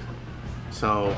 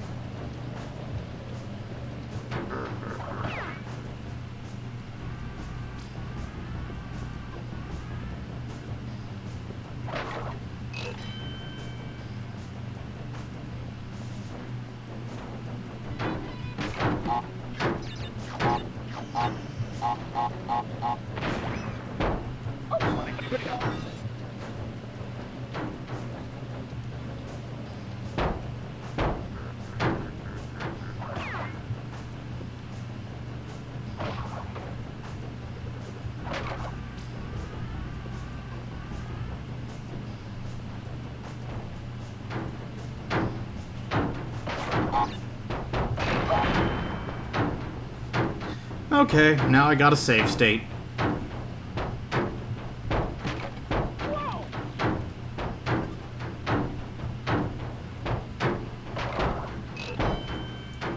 F. Yep. Probably the grade I'd get if I was doing this legitimately. Well...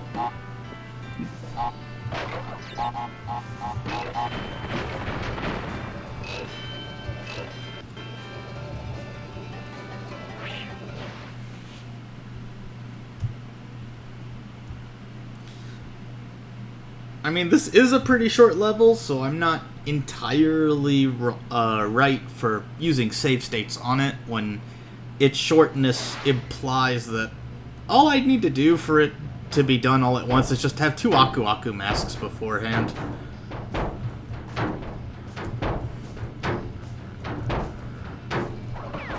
Alright. And also I could just cheese the barrel movement through just jumping to the side as the barrel's coming towards me, and I can avoid that last part pretty fine. Actually.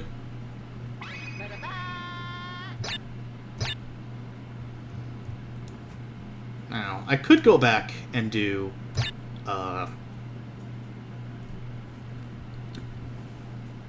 the 2 levels before it, but I want to finish off all the colored gems first. Just because there are going to be other moments, and also, I want to focus on killing Pinstripe, and also getting Slippery Climb done, before I do any backtracking of any kind. Okay.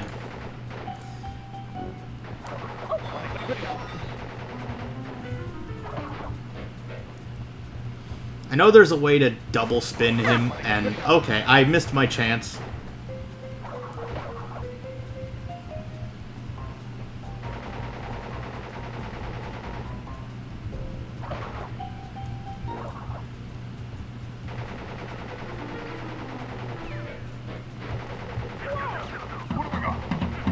Okay, I'm just gonna accept that death.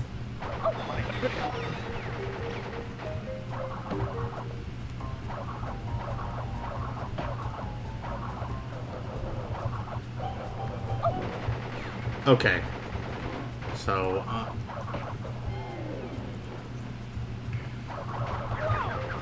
I timed that wrong. But, hey, full death animation.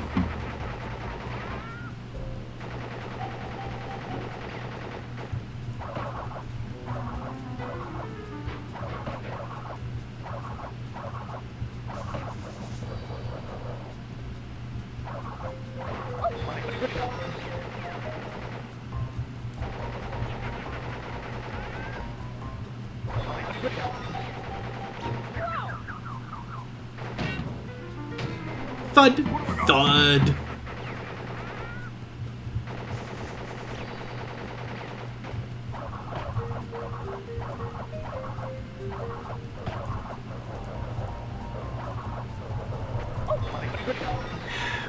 Great. Right,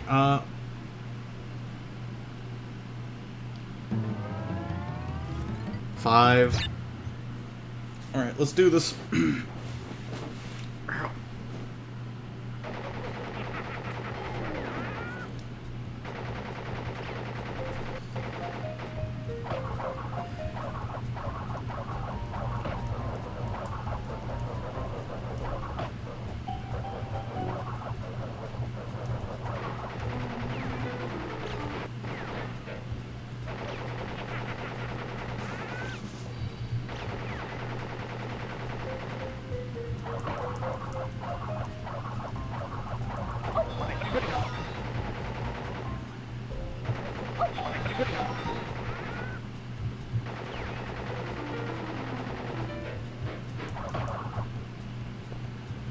Oops.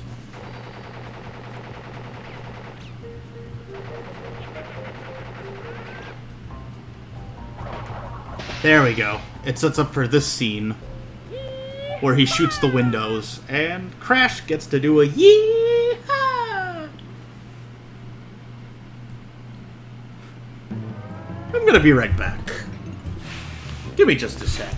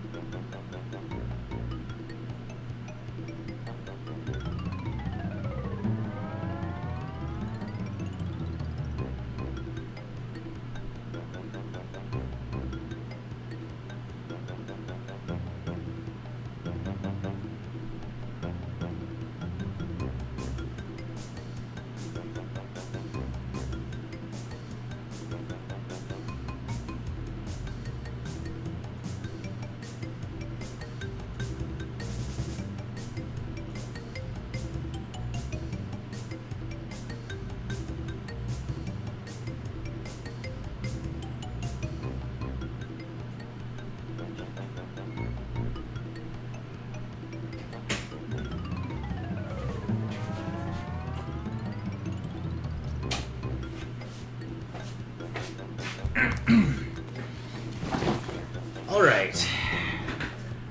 Hello, favorite level.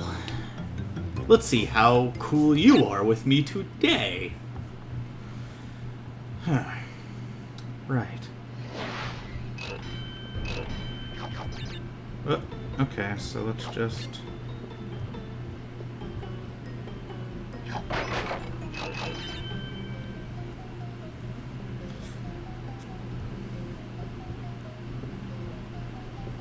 Oh yeah, you do go down, quote-unquote, lower on the map hug. For me, I didn't notice that. I just thought it was forwards and backwards, really.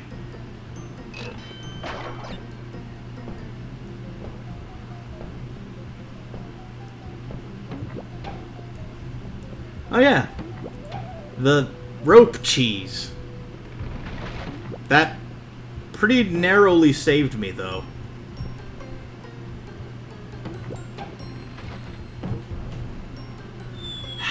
No.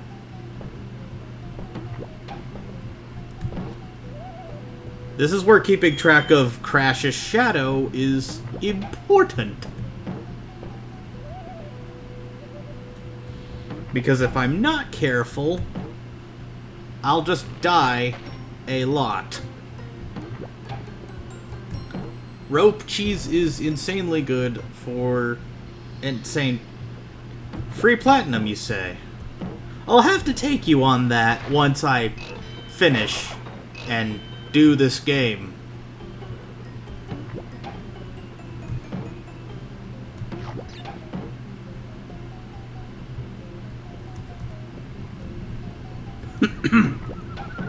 I can also get lost in the rope cheese.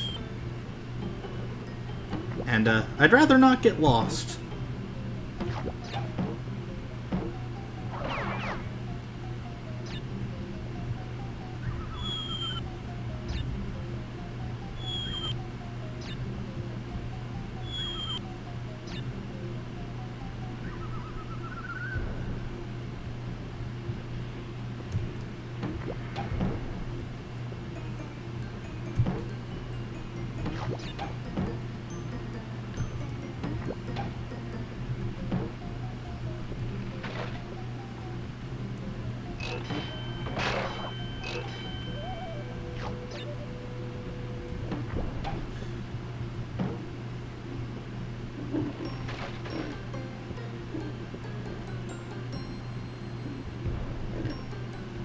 Where's my precinct of hogs?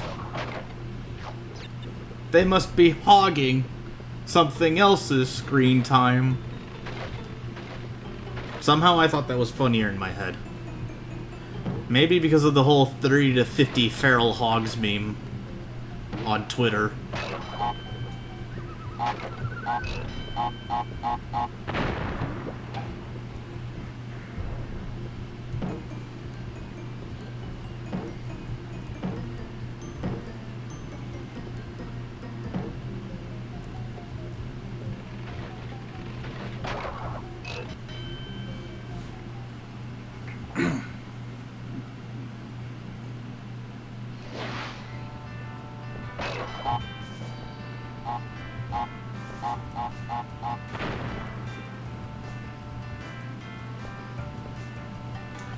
I want to actually do this one.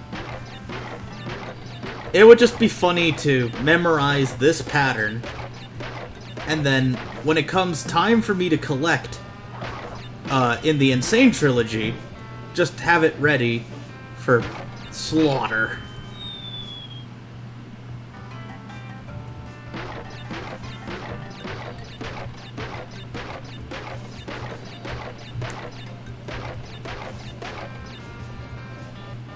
Okay, so that's the hard part.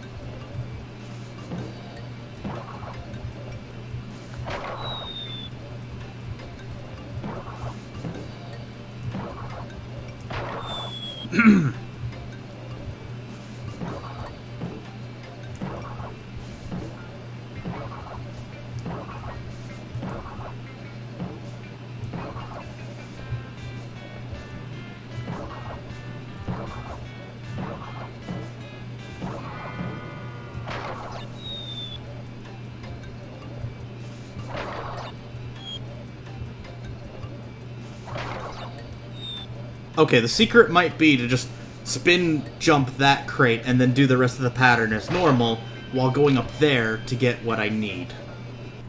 Okay.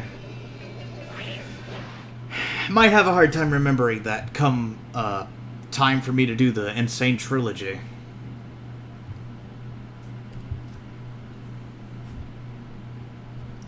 Bit of a headache, really.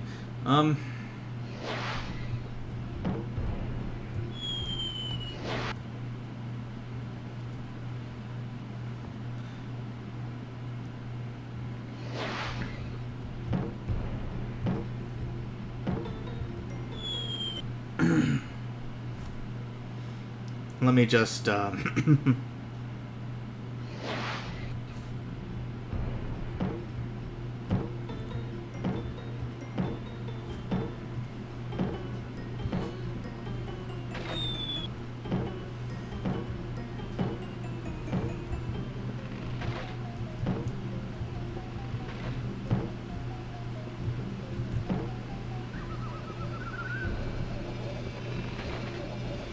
okay, that definitely wasn't as easy as I remembered it, but I might want to try this again on more legitimate terms.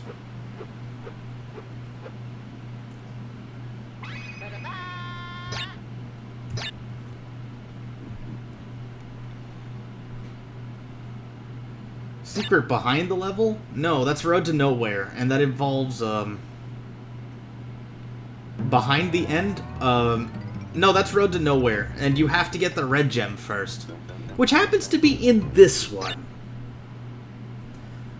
And I can understand why other people find this hard, but, I didn't. Or at least, I didn't find it hard for legitimate reasons.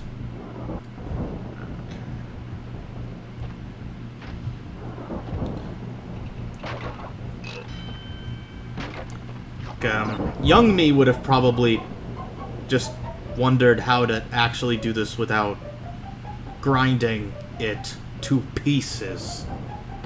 But, regular me just sees patterns. Patterns that are slightly easier than Vista's.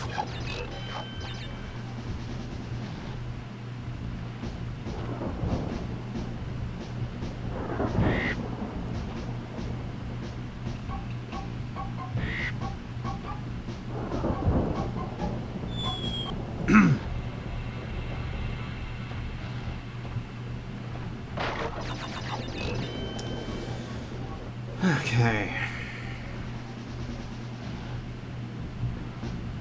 I am admittedly a little tired, so...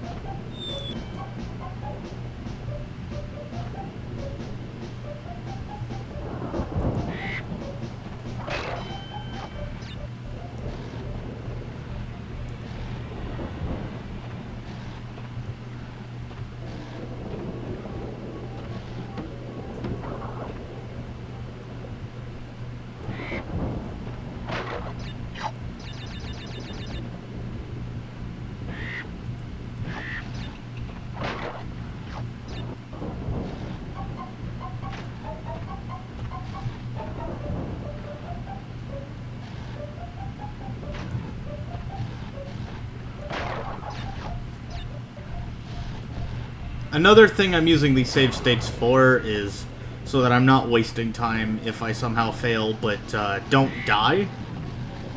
Which, is, with these vertical sections, is looking like a possibility to be a frequent occurrence.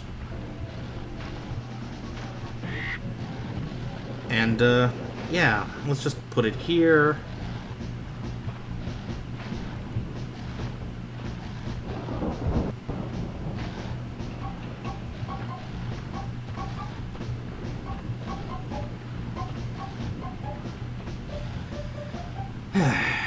At least I'm not running out of spoons.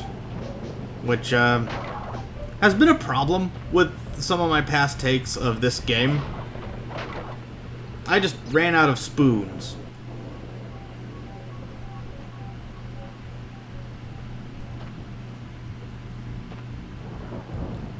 Oh yeah, that would have been a fun idle animation. Him getting zapped by lightning. I think another reason that I don't find Slippery Climb as bad as other levels is because it represents my ideal climate. When it's not snowing, of course.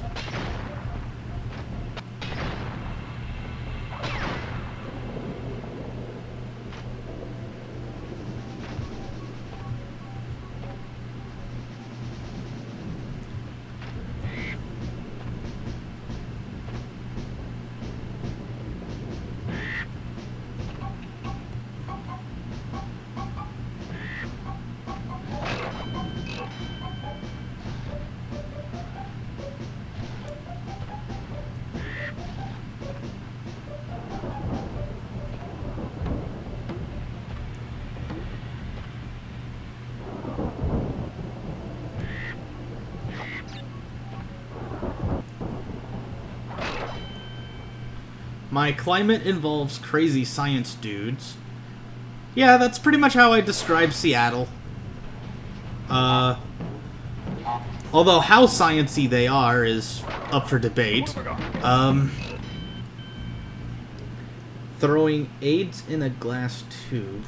I'm not sure that's how I describe the red liquid, but go off.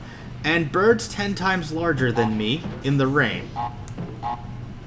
I am mostly talking about the lightning and I guess the crazy science dudes count. I'm kind of wishing I lived in Seattle, or the Seattle area. I had this big in-joke with one of my friends who lived in the UK.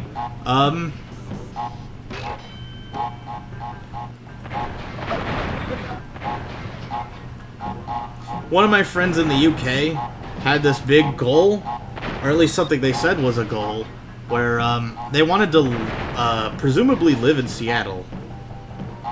Or at least they talked about it a lot.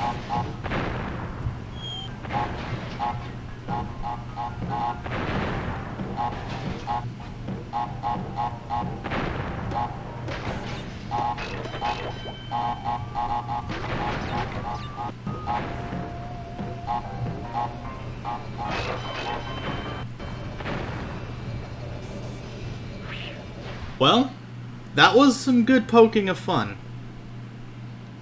For what it's worth, it could have been worse. But,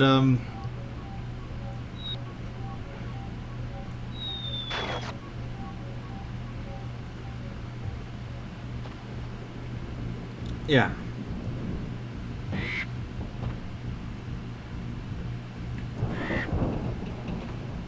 I also wish I owned a castle. At least the idea of owning a castle seems like fun.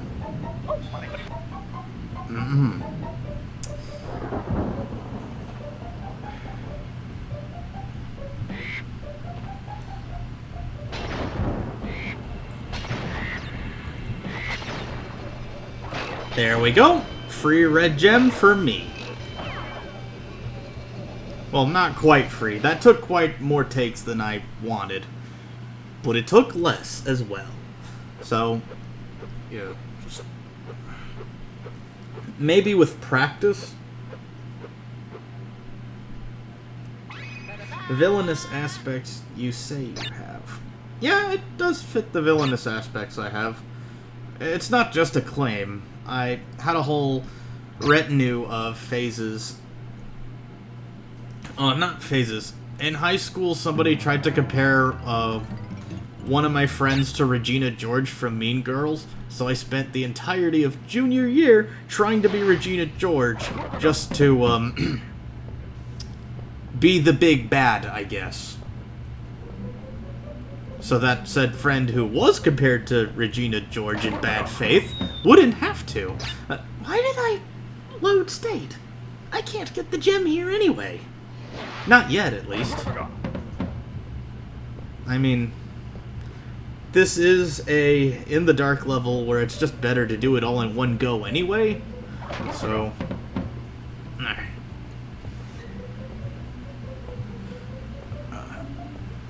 I'm also kind of running on autopilot.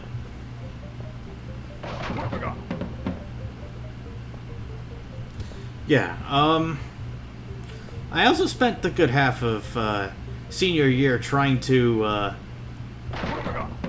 have a protege of sorts, and that didn't take either. And I'm pretty sure that's a villainous aspect. The whole needing a protege. So, at least.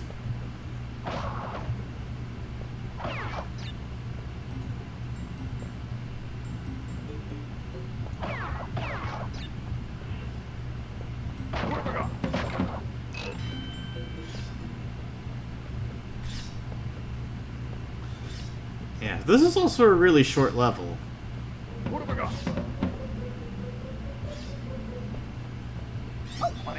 Ow. Okay. Just...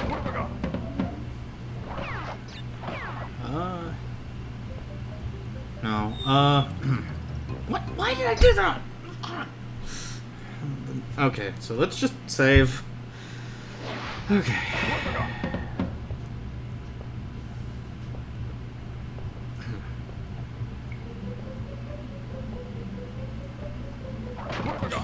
Another thing is that I have, throughout adolescence, identified almost exclusively with villains. And this included stuff like Phantom of the Opera. So, this isn't just coming out of nowhere, I guess? Eh.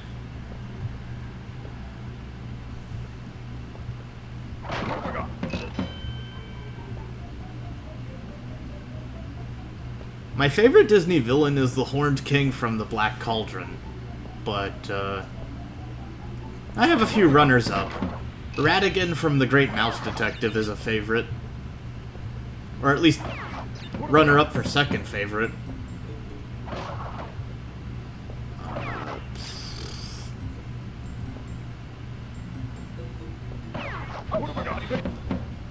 You have logical reasoning behind such drastic desires, pretty much. Yeah.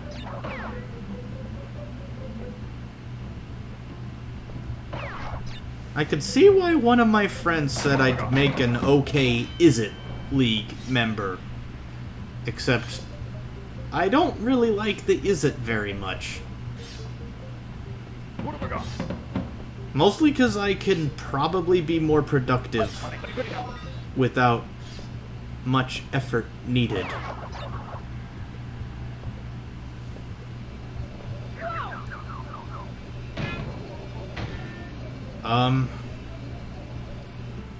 Is It are blue and red, basically. And, I'm not very blue. But a few of my friends like to think I am for some reason. I guess in lieu of being mono black? Even though mono black suits me fine. And for some... not for some reason. For reasons, I keep wanting to say mono Blake. And I have to stop myself.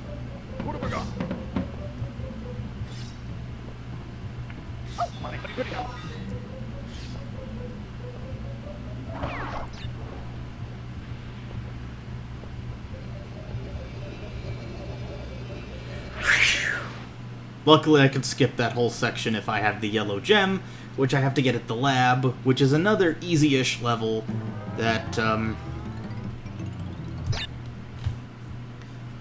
kinda has feels bad man moments whenever I do unwell in it.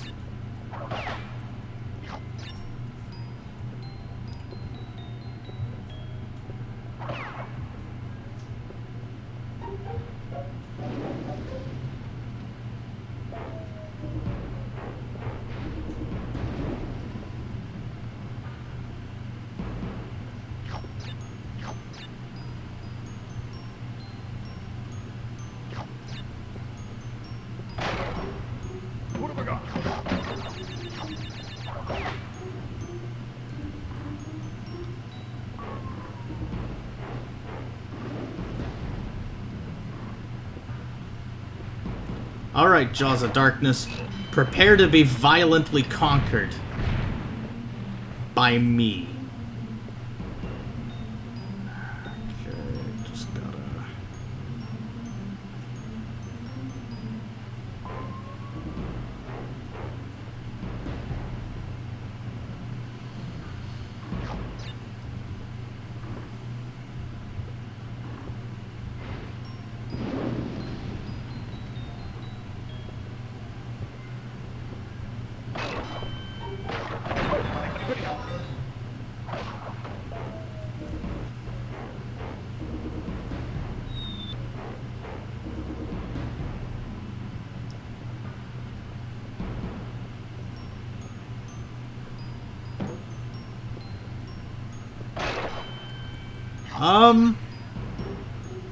If this level had the same concept, it would probably be a lot harder to deal with.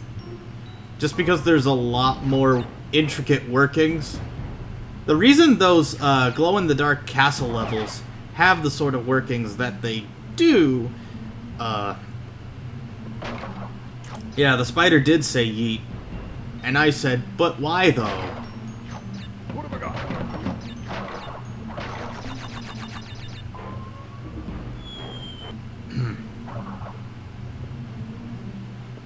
Maybe I should go one way and come back the other.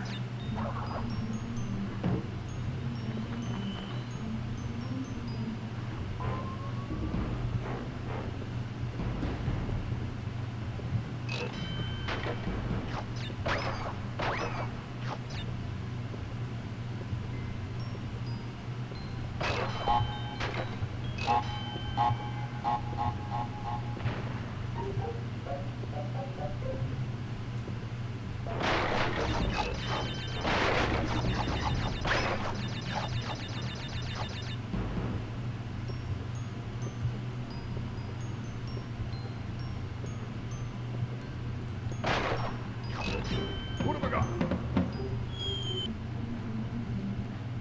And why don't I just do it the normal way? What have I got?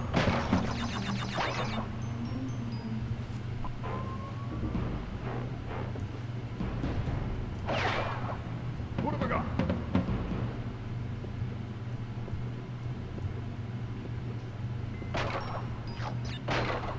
What have I got?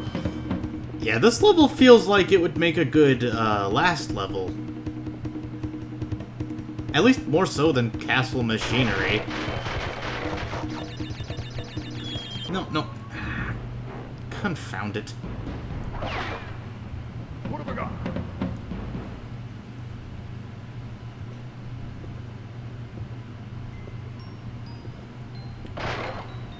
Yeah, just because it's very ominous.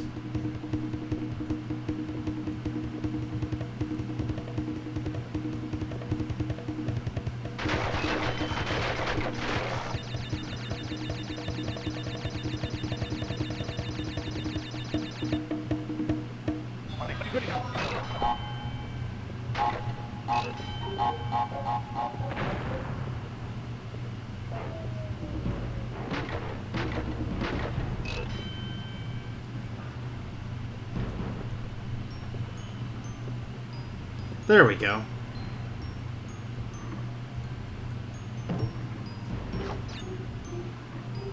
I think I just killed my main way. Okay. Guess I gotta do all this again. But, it's not so bad. Admittedly, this blue gem path is my favorite blue gem path. Pretty much my favorite gem path out of all of the Crash games ever. I just like the lineup of the blue gems as platforms. And the Great Hall does something similar to it, which I never expected it to do. Alrighty. That was awesome. But, yeah, let's save.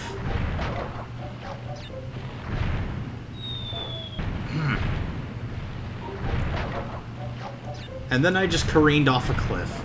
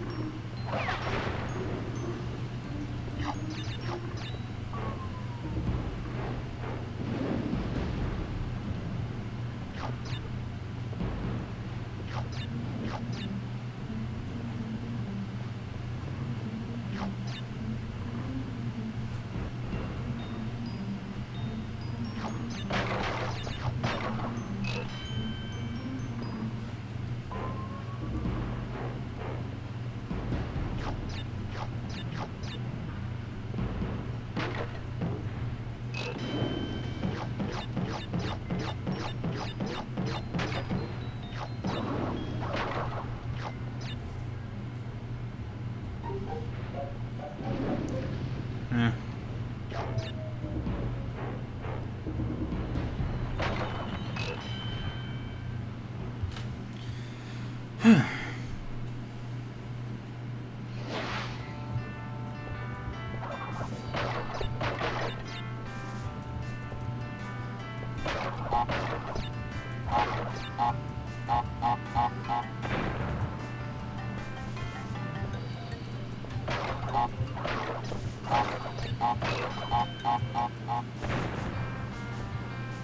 remember this bonus round from a long time ago.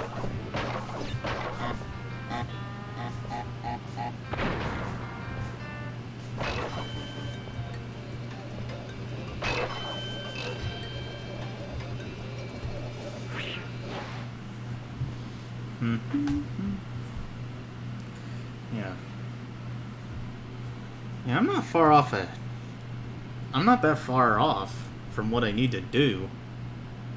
I think I ran afoul of... Oh, jeez. Oh, great. I missed a Cortex token. I have to go back here. But I got the... Wait. 1 box. Great. Okay, so I have to go back forever. Okay, no. Nope. Oof. I am going back. Oh. Gotta try. The thing I was afraid of in earlier levels, happened. That 1 box was the Cortex token. Oh, definitely. Now it's just, where do I find it? No. No. God. So I have to get the gem and the key now. And I have to do this level again. Oh, boy.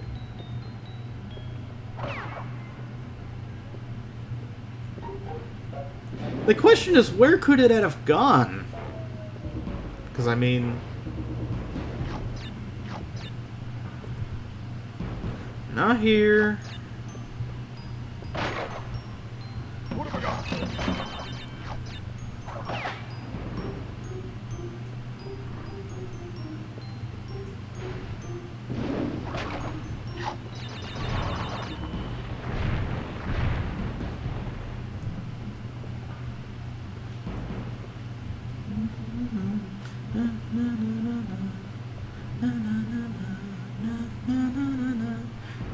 At least I sort of have the gist of the platforming, but yeah.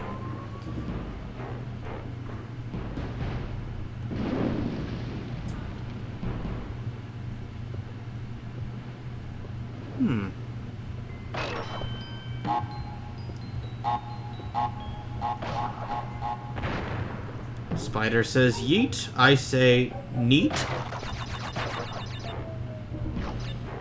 And, nope. No mistakes allowed.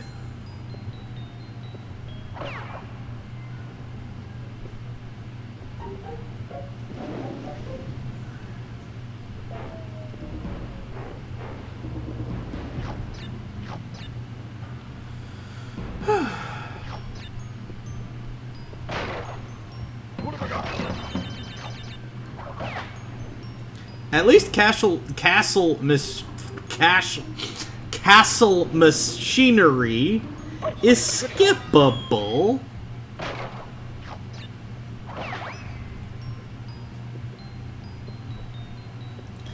Thanks to the green gem path. But I want to get the box gem in that level too. And the thing is that I've almost gotten it without the practice.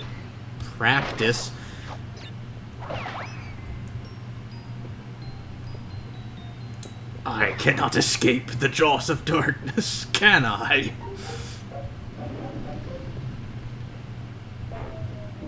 Well, I really don't think this level is currently a worthy archenemy of mine. I mean, it would be funny if it was, but, okay.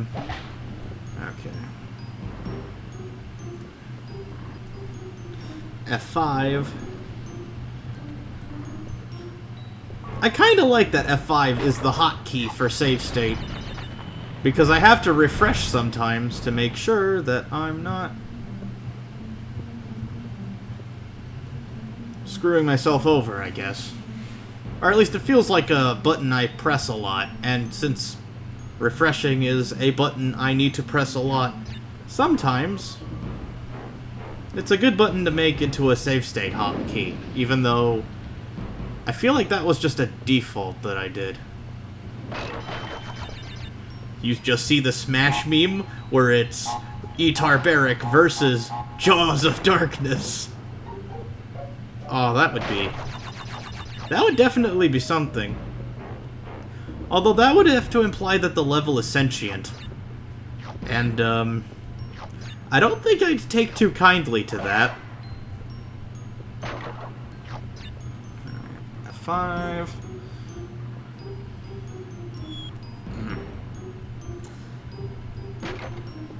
What have I got? There we go. That was probably the box. So, yeah. What have I got?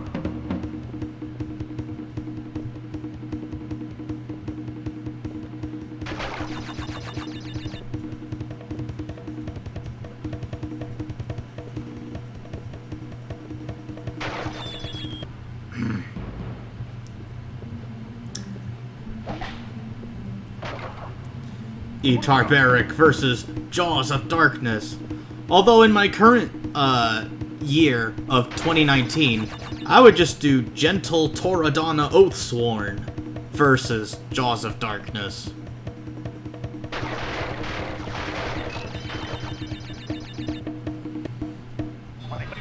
But I mean, other than Jaws of Darkness being a relatively annoying level to 100%, there's not much incentive for me to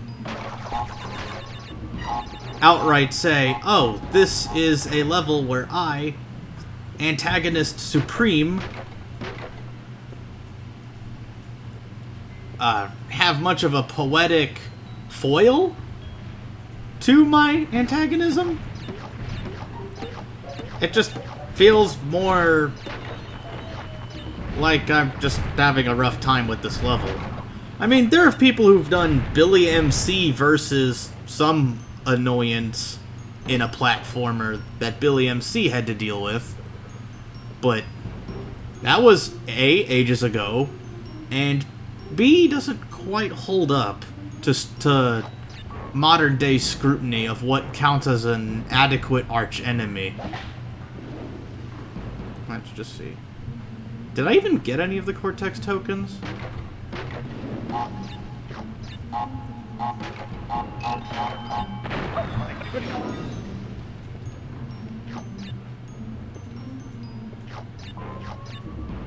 Okay.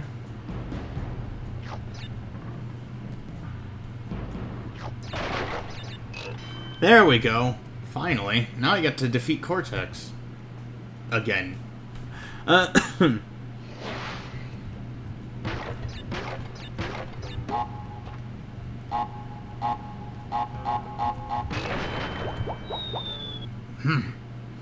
I need to do this bonus round, and I need to do it right. Because if I don't do it right, we're just gonna be stuck here. Stuck in a closet. Well, or just stuck in a lab.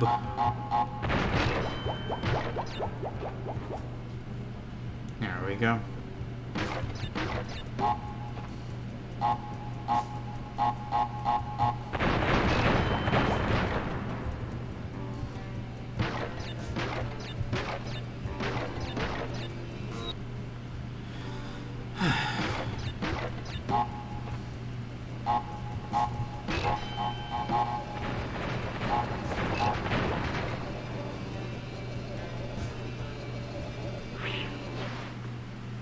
I have the key!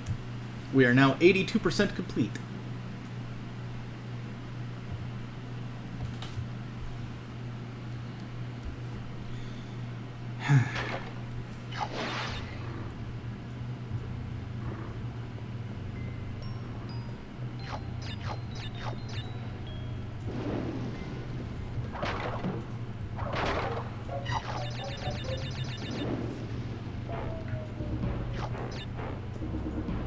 Honestly, between the two levels, I think nowadays... Whoa,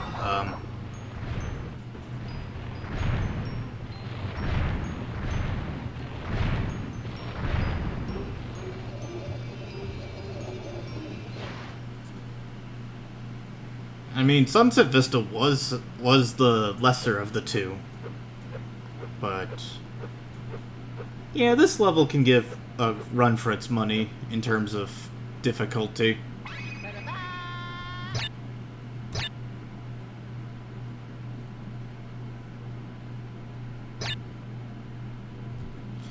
Alright,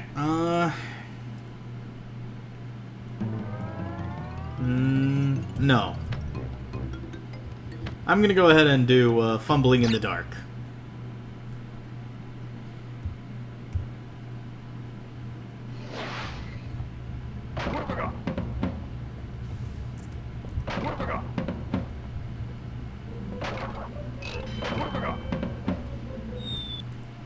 No!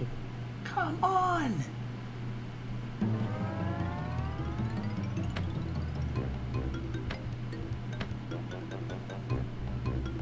There we go.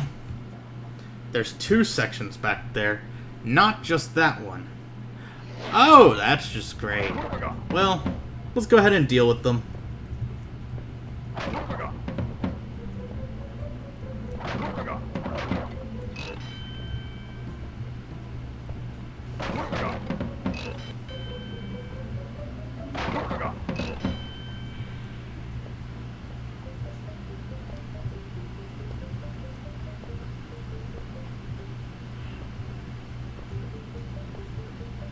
Thank you for the pointer.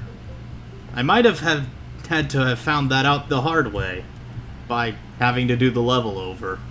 Just like Jaws.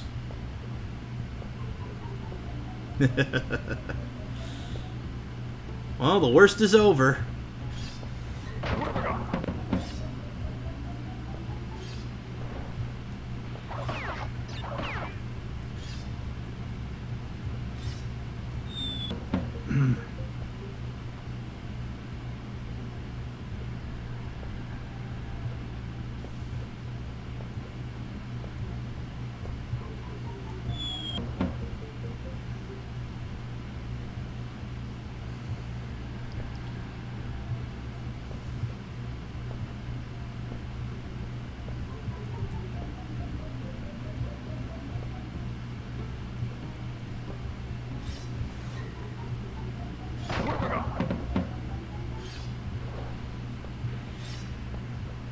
Admittedly, I am a little jumpy.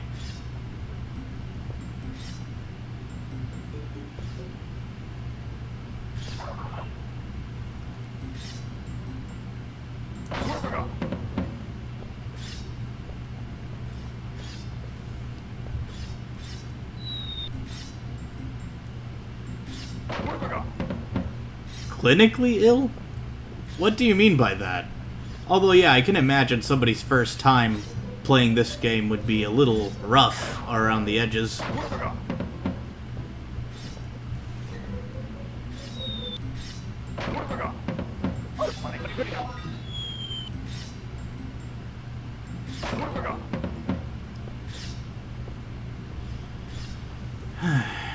I never was good at rote memorization.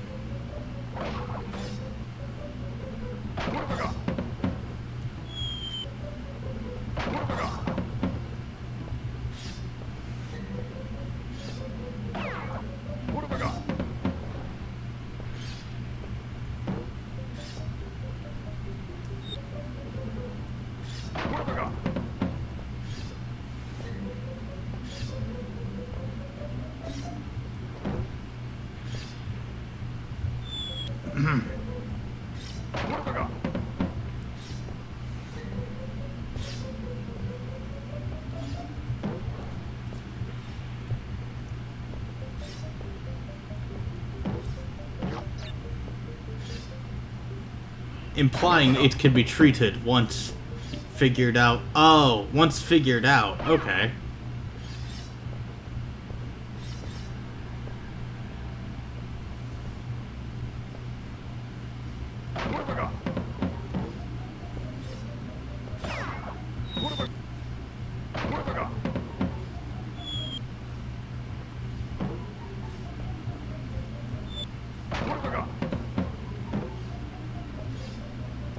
What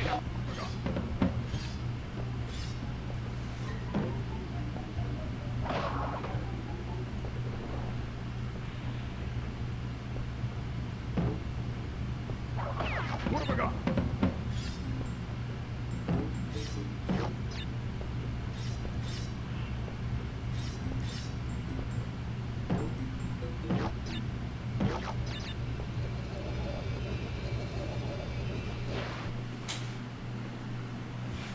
Ah, so once they figured it out, they'd be fine.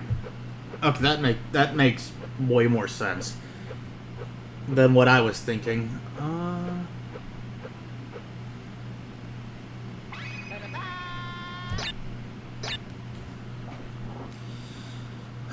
Okay. So that's 28 out of 32 levels.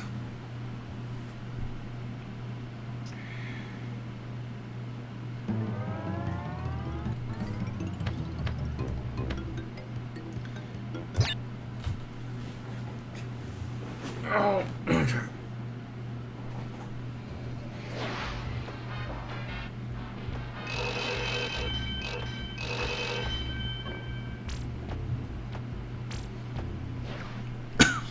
There wasn't a whole lot of reason to do it right here and now, but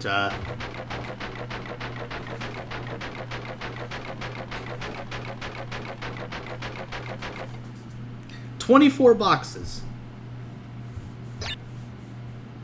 Fumbling in the dark? Fumbling in the dark probably would be up there in terms of really annoying levels.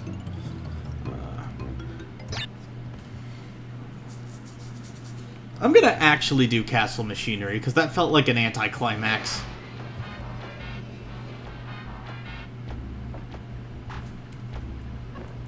That level with the trail of... Oh, you mean Castle Machinery. I mean, yeah, they probably put that Trail of Lives there with the intent that you would, with the intent that you would be grinding for this level with those lives. Hey, Mr. Cool. You are watching me play a really old game. That is my favorite of the trio of old games. Because I don't feel like giving Activision Blizzard money for the new versions of the old games. And also, this game's physics are way better for me in terms of my muscle memory. And trying to do the Insane Trilogy would just require learning the new physics on top of everything else. Which makes the Crash 1 of that version way different from this one.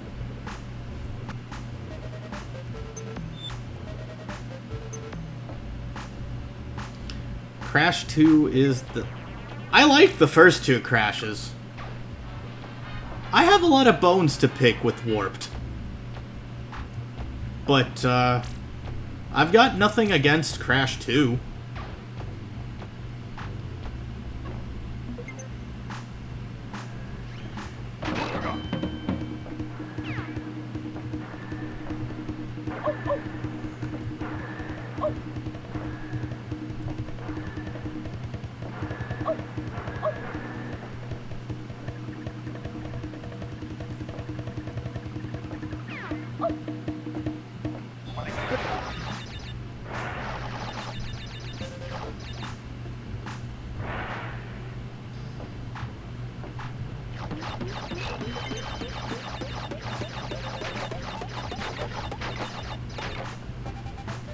Oh. Was it not expected to succeed? I'm pretty sure Naughty Dog knew what they were doing with it. Okay,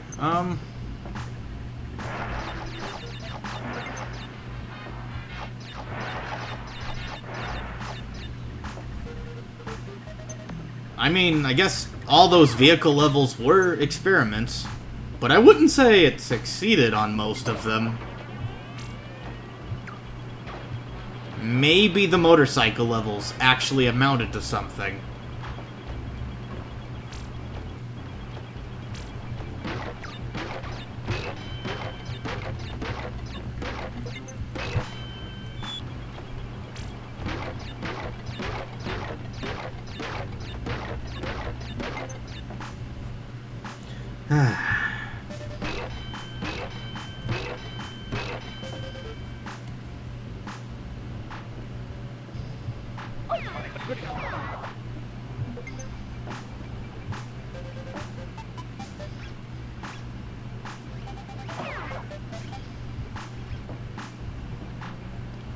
Please tell me those platforms come back.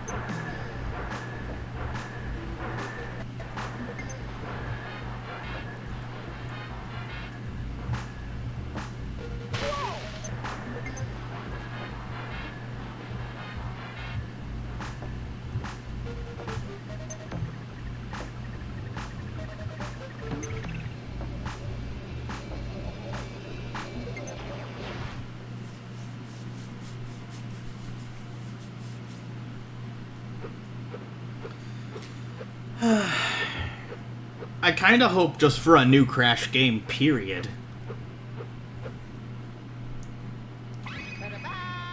I mean, they could do whatever they want with the Viscount and Rillaroo as characters, but remaking Crash Boom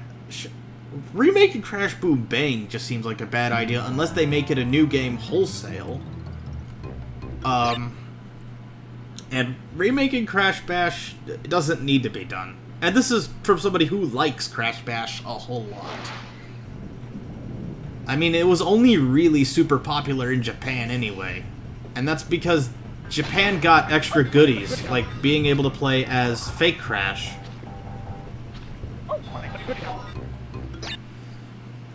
And as much as I want to see Brio, Kong, and Rillaroo again, their best moment was in Crash Bash, because they were all really good characters to play as in Crash Bash.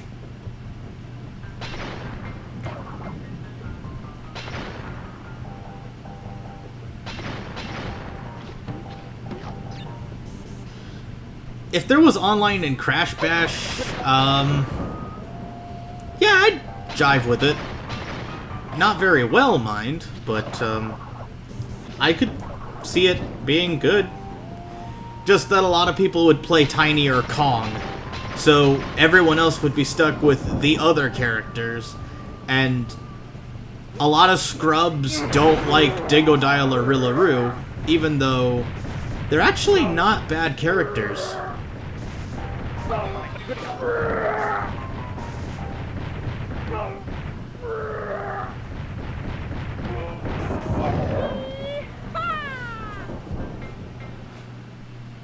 A Wrath of Cortex remake would probably end up just being a new game in practice. Alright, here comes the last level. The lab.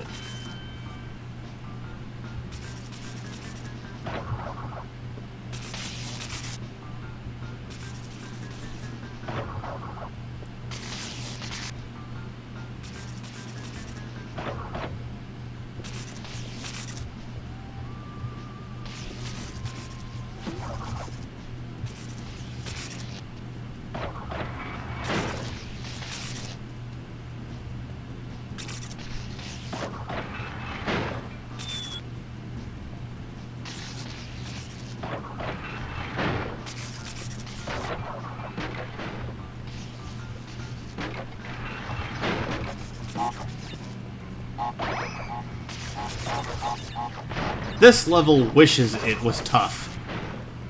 Wishes really hard that it was tough.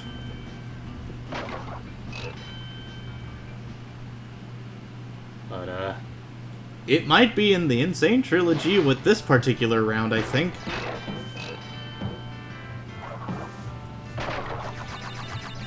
1, 2, 3, 4, 5, 6, 7, 8, 9, 10. No.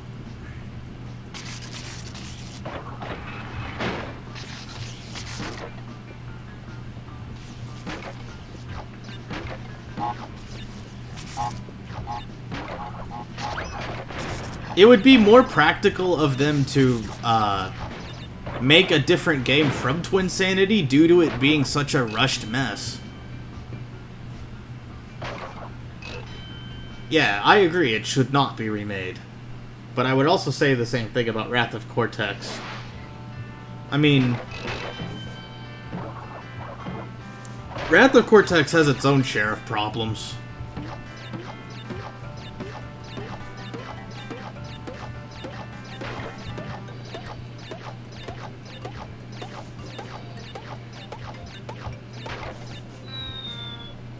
I'm just gonna let that die in the past.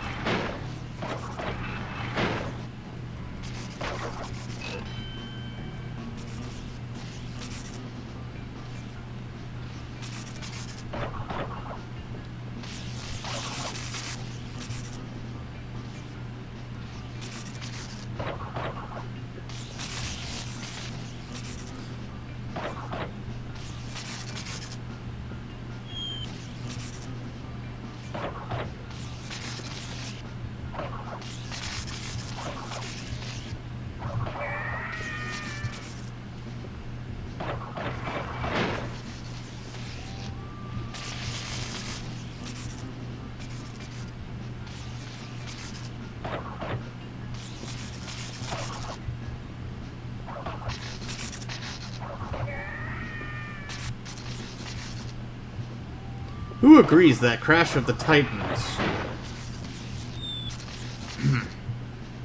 Well, I know I do.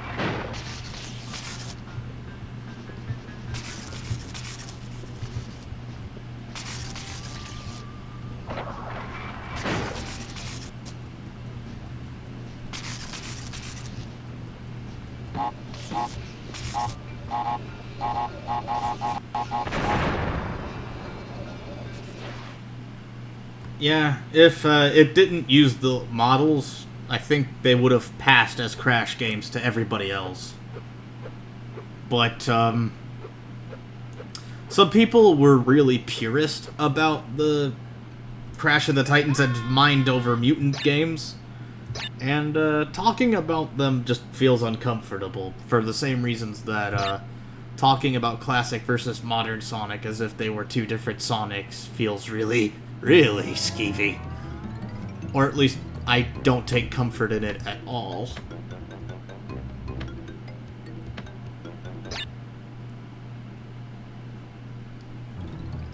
Crash is not die, is always make more games. Actually, yes, I agree.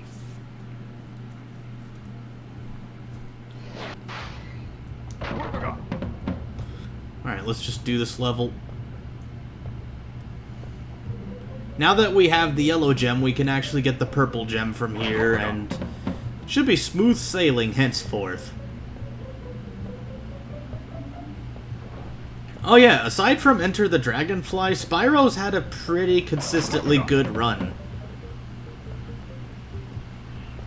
I know there are some people that want to talk about the GBA games as if they were completely average, and those people have really bad opinions.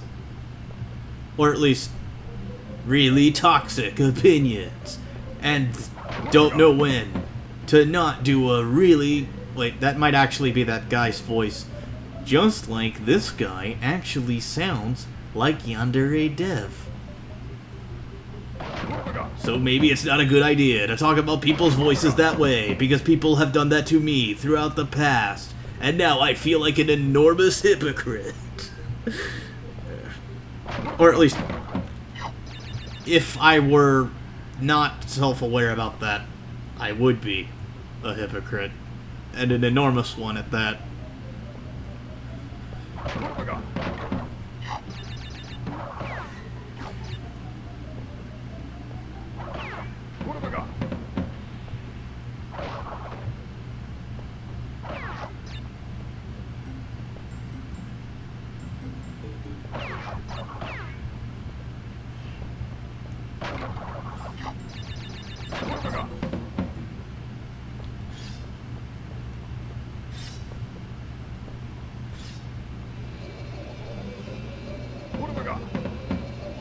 Enter the Dragonfly is amazing, but Hero's Tail is bad. Nah, Hero's Tail was fine. It was basically an upgrade over Year of the Dragon, by and large. It could have been better, for sure, but,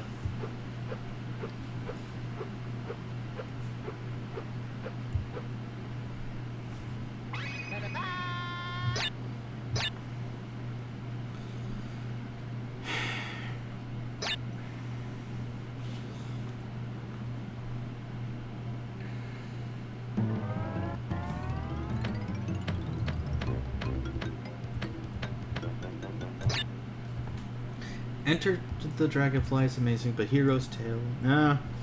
I mean, Hero's Tail could have been better too.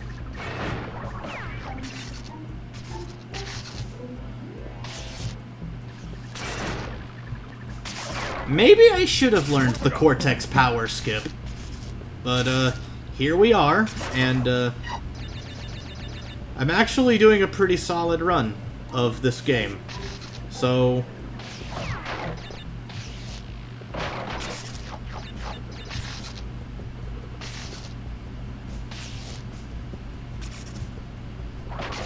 What have we got?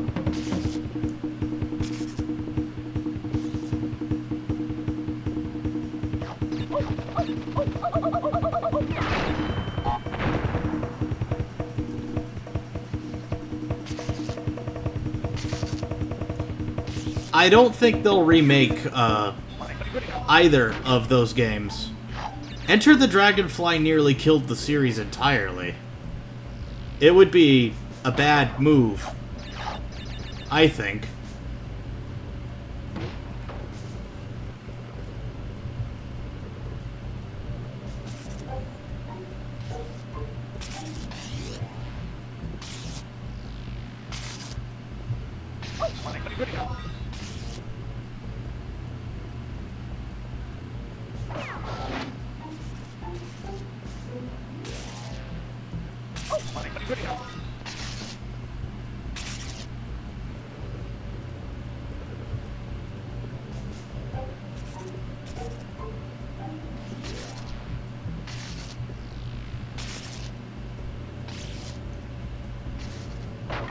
What have we got?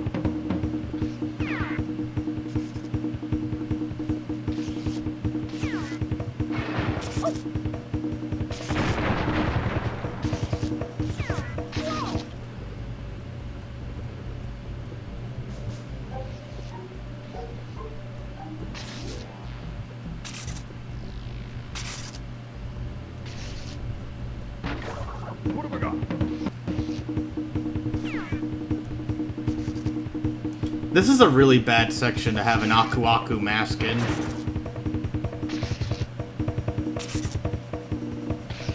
I'm just gonna leave it.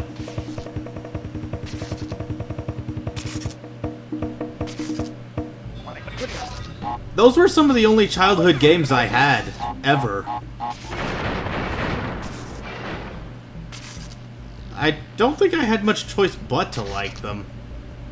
Just because they and Legend of Legaia were at one point the only games I ever owned. With maybe a couple PS2 games here and there. I tried Ratchet and Clank, if that amounts to anything.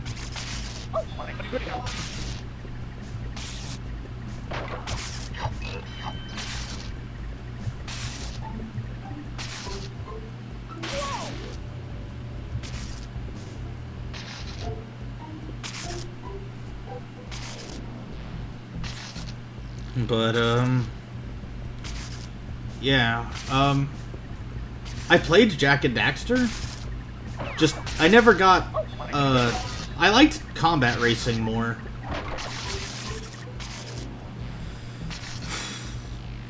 I think Cortex Power also takes the cake as a hard level, at least to 100%.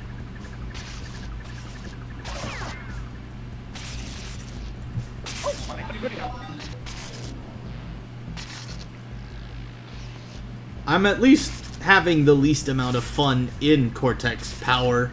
Yeah, it's a maze. But...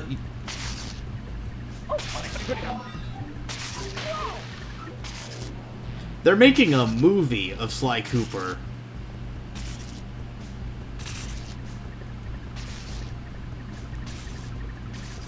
Well, Cortex Power is supposed to be the name of the company that Cortex runs that dumps oil in the into the ocean.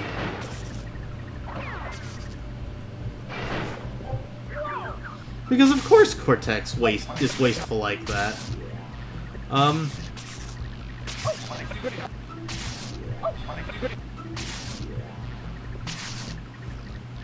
Of course he dumps toxic waste into the ocean. Because he's that much of a jerk.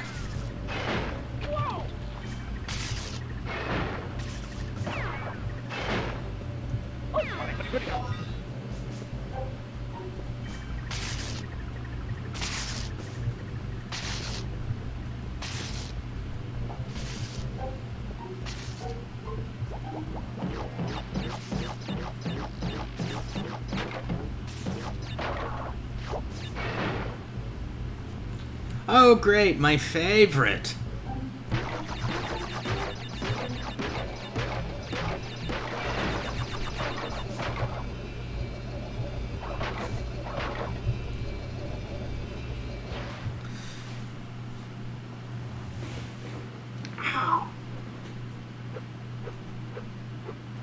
Crash and Spyro is logo from PlayStation. You mean Icon, right? I mean, I think you mean Icon.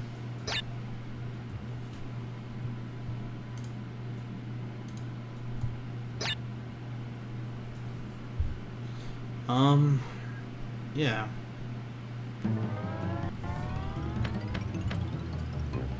Alright, where's Road...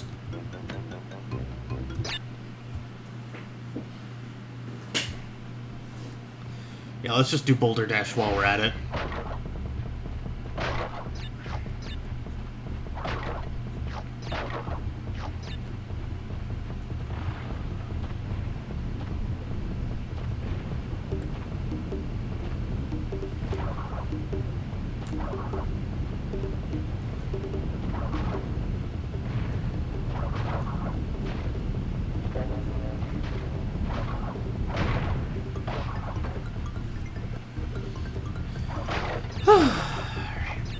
They don't want you.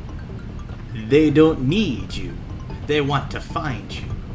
They want to kill you. They want to hold you.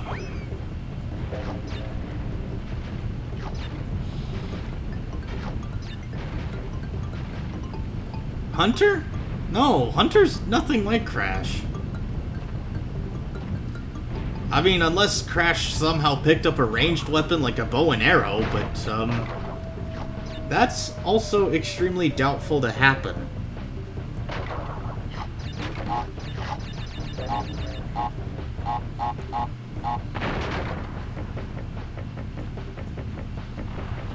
Somehow I knew the checkpoint would also get eaten.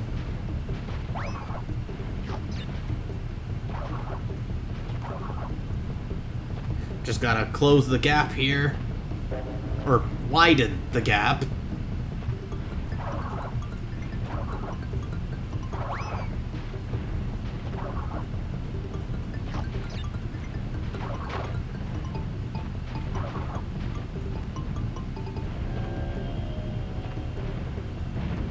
Quit. Oh no, it's gaining on me. Ah! Okay. Press S5. Go down here. And get the rest of the crates. You know, oddly enough, for most people's playthroughs, this being the final level is a good send-off. Unfortunately for me, I chose to do other levels in a different order.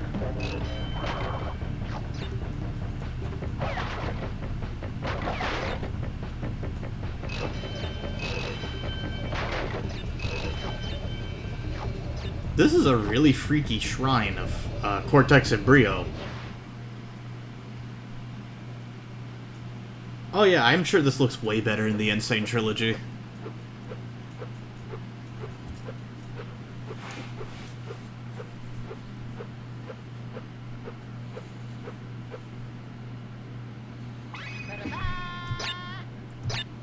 Alright, 90%.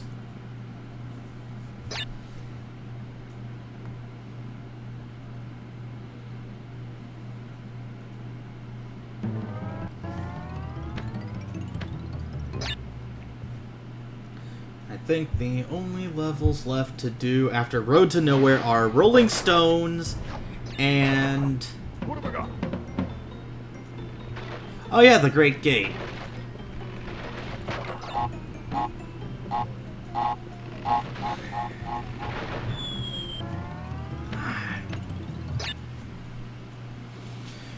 Alright.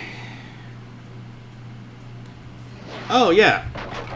Hunter and Crash are both anthropomorphic mammals that are tall and happen to have green eyes. And also don't wear shirts. But that's where the differences kinda hard stop.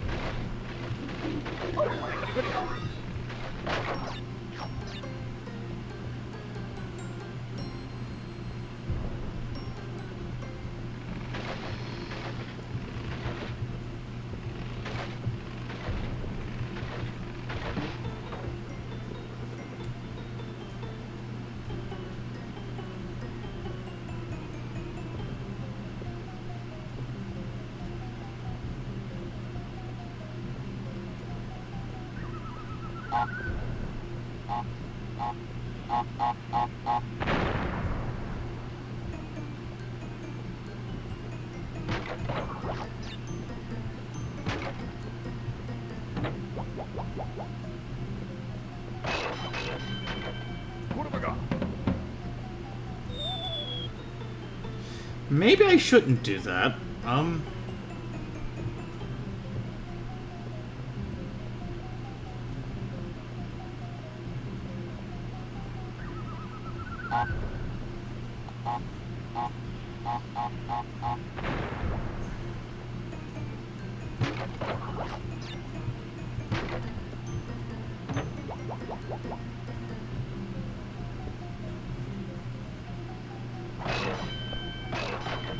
What have I got?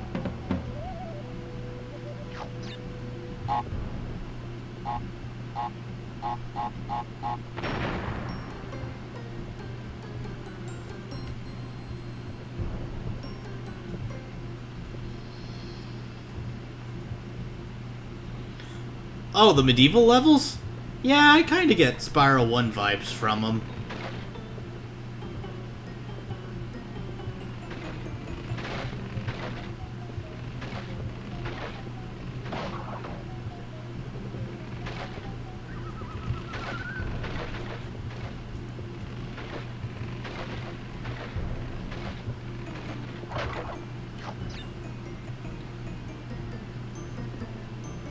See you later, Nukester. Yeah, there's not much left of this game to cover. So hopefully I'll be done by the time you're done with your friend's thing.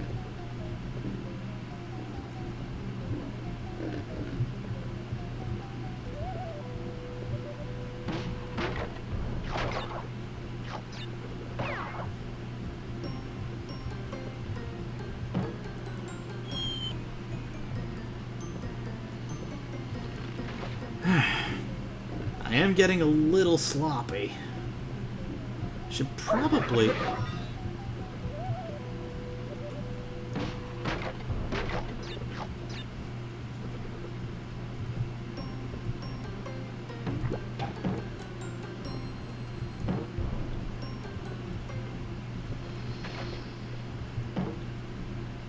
I think I still have your Discord information. Not like I'd have much incentive to take it away. Yeah, this is the one with the secret behind.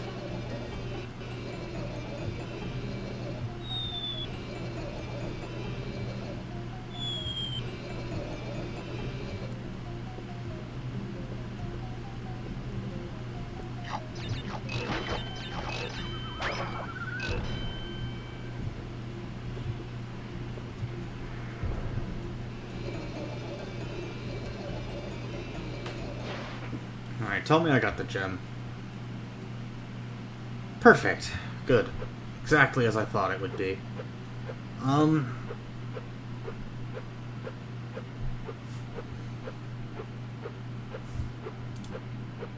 Kind of a shame I didn't get very many, I got -1 follower from this stream so far. Feels kind of bad. Oof, yeah. Well, now let's just do the last 3 levels, then Cortex. I'll kill Cortex just to... I'm glad you're going. I'm talking about my follower count, not necessarily my view count.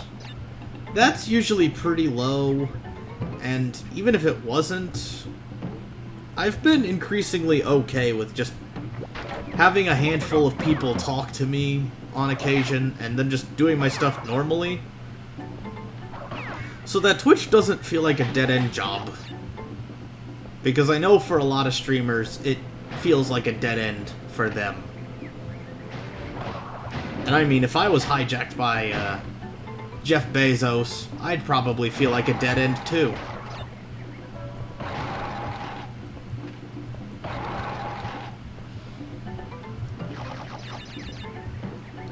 Or at least, Jeff Bezos is as much of my enemy as other people would probably be.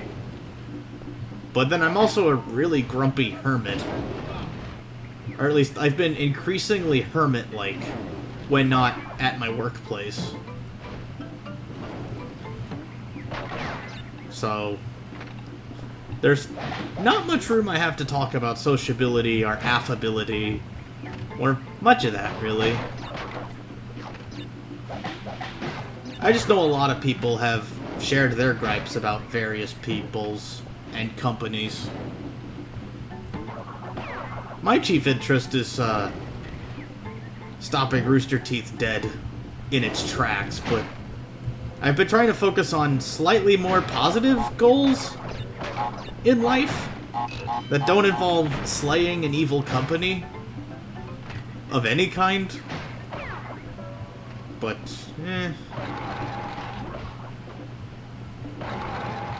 at least I like to think I have a future somewhere. But, every time I think of a future, Every time I like to think I have a future, something stifles me outright. Why the pig in Crash 1 not make it in, Crash Team Racing? Nitro-fueled. Not sure why, really. Color me curious about that.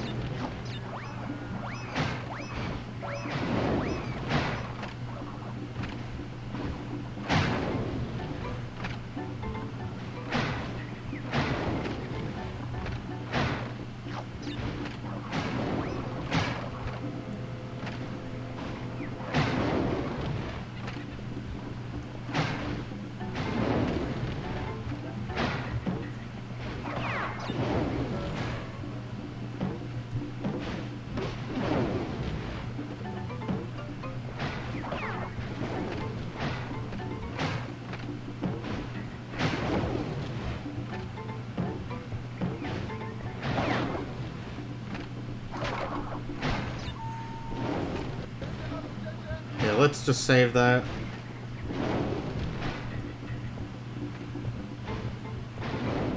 I remember this red gem path being in the back of the game manual.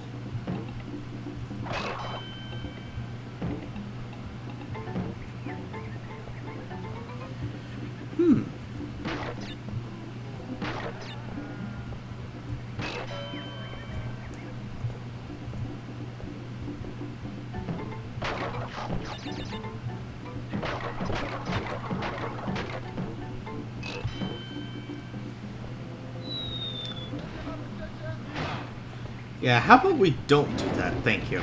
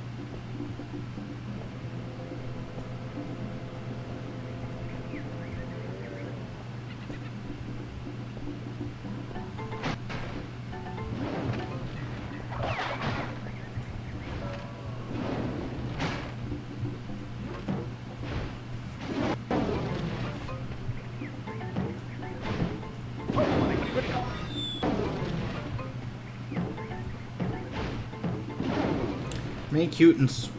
No, I don't think the hog made it in Crash 1 because it probably wasn't intended to be in the final development cut. Or, otherwise it was just a random hog that Crash rode on.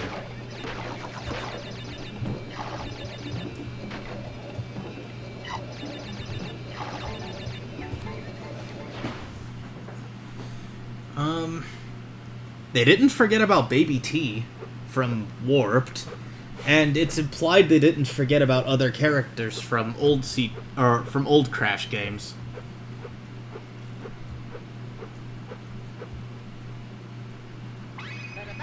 Also, I think they make references to the hog in other games, and hogs live in his own life. I mean, that's probably what I'd consider... Okay.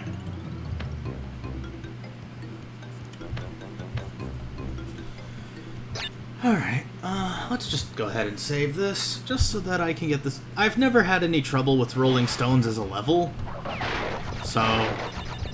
In fact, it's one of the first gems I ever got from a level. Yeah, they didn't give the hog a name, so he's just Hog.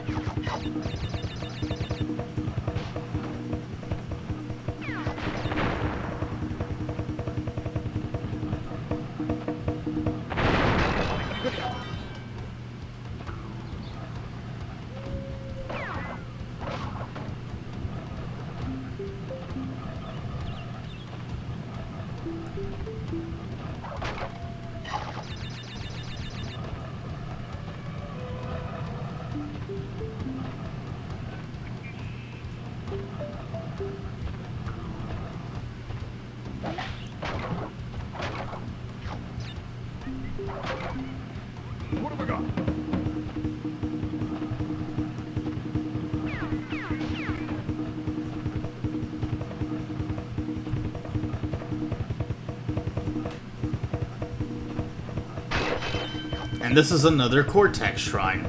Although he looks pretty grumpy. Probably with our, persistent progress. I mean, I would be if I was him. Why is Crash ruining everything?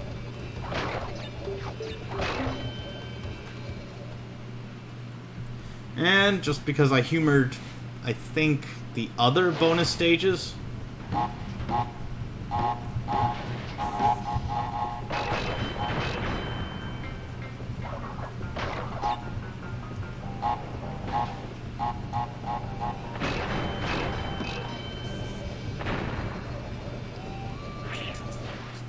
Yeah, luckily about the Brio stages is you can go back to them.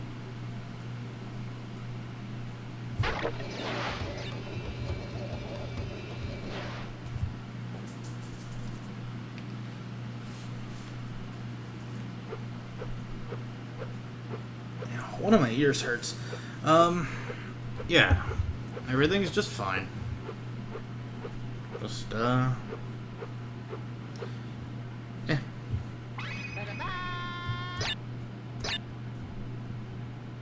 Yeah, there's just one more gem, and then the Great Hall, and then Cortex. Yeah. I didn't think I'd make it this far. Genuinely, I did not think I'd make it this far. Robotnik's the genius. Of the two, between Cortex and Robotnik. I'm not calling him Eggman. Not unless I get paid to. And, good luck with me getting paid to do anything video game related. I tried to do computer programming once, but, the Java class I wanted to do for it wasn't particularly good. Well, not particularly taught, and my end result was not good, so I ended up just dropping that idea. I picked up Python exclusively so I could do Doki Doki Literature Club mods as a form of transformative art. But, I mean, learning much more beyond that scope is probably not something I would ever realistically intend to do.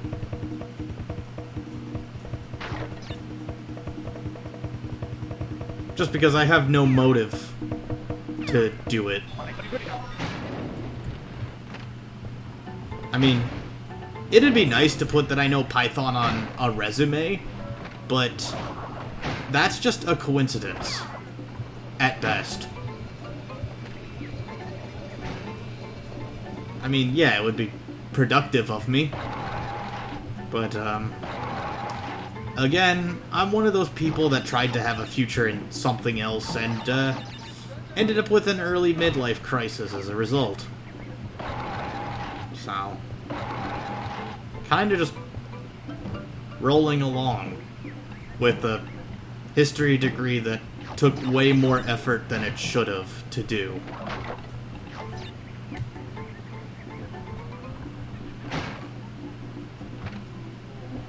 And, yeah, that's about it.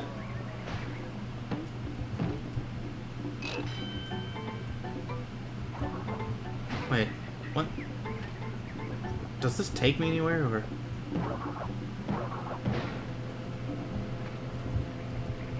Is this a path? No? Okay. Well, that's weird.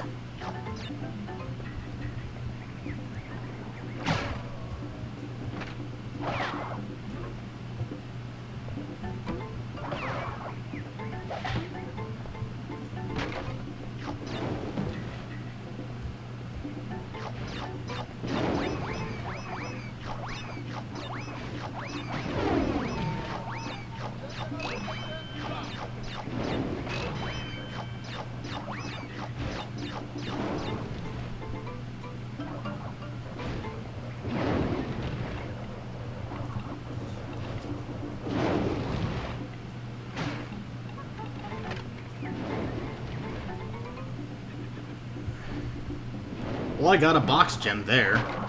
Good. I managed to do something.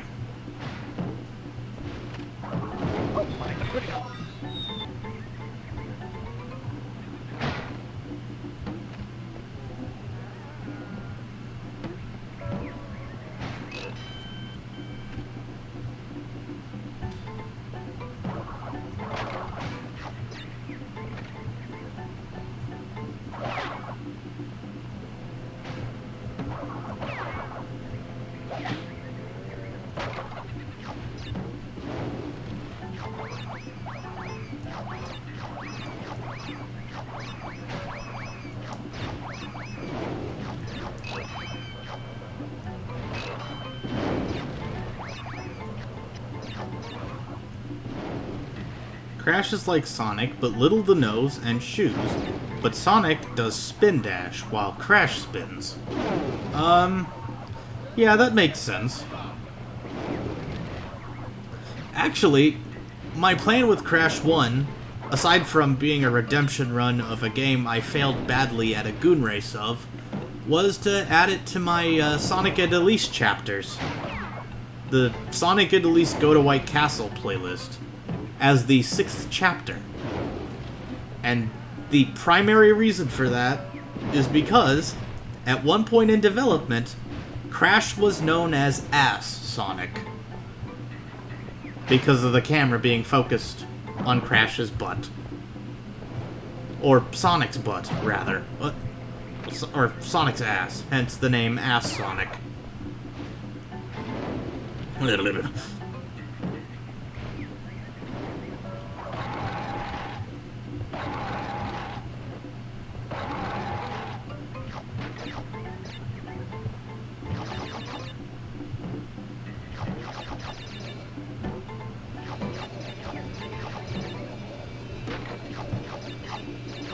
Alright, let's see if I got everything. Hopefully I didn't miss a box. Oh, good. I got everything. It probably would have just been the one.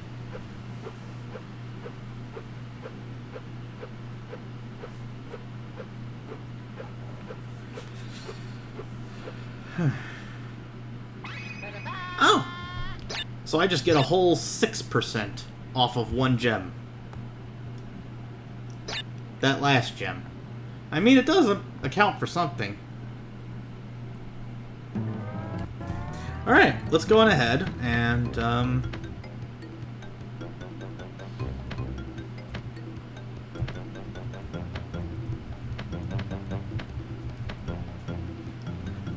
I'm gonna do both endings, but, oh,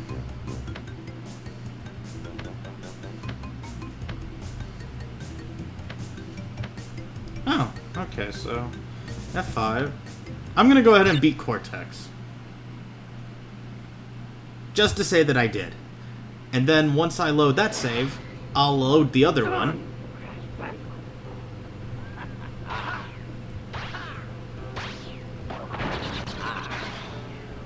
Blue ass. I guess.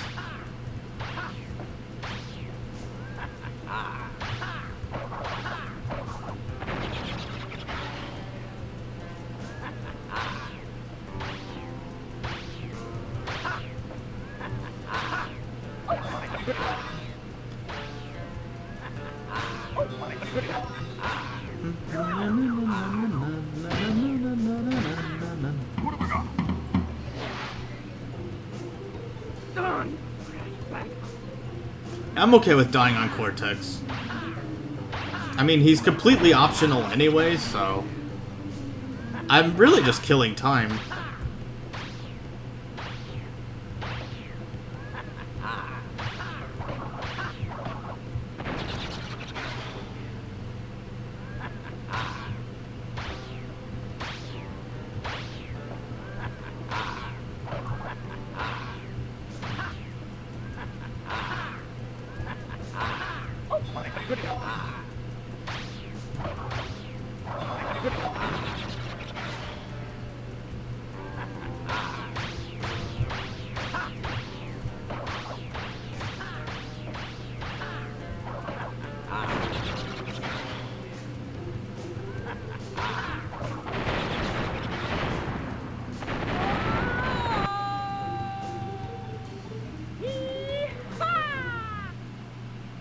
And then you see Tails with Sonic and Aku Aku with Crash. Yeah, that makes sense. Huh.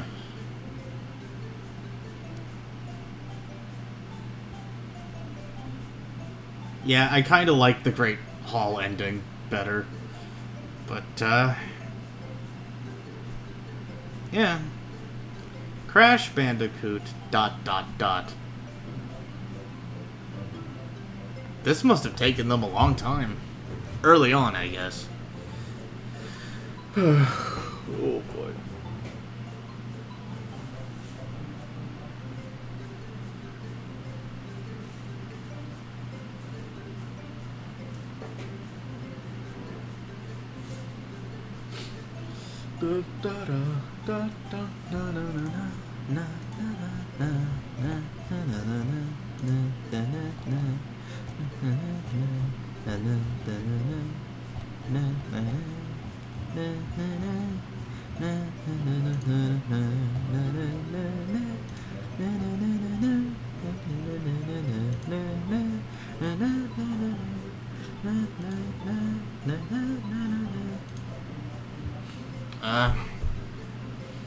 I'm really thirsty. I'm gonna go ahead and get some water. Usually I leave during the credits of a game. Just because there's not much to talk about at this point, and almost every topic I wanted to get around, I got to. I'm gonna go ahead and get some water.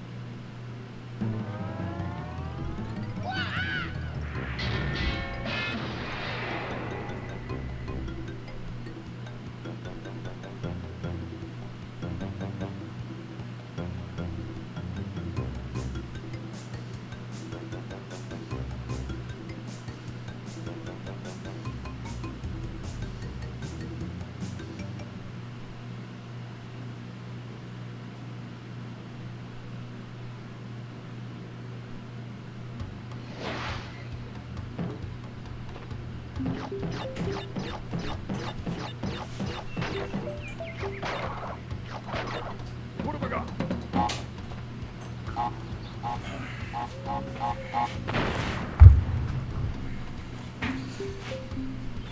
Oh,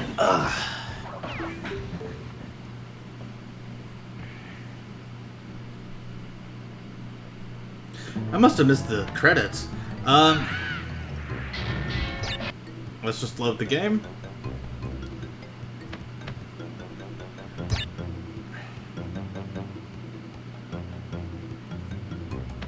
Only one thing left to do. The Great Hall. I guess one last project I had intended to do before I decided to go back to streaming games is, I wanted to review a podcast I was on for a little bit, but, in hindsight, it was just an experience that I had with some people. And I think most of them approve of my existence, despite my intense dislike / antipathy of Rooster Teeth, so I have no further comment. I only really hung out with one of the guys from that podcast, and he burnt himself out recently on podcast stuff. They also have a like of shonen anime / manga, which I don't quite share. I mean,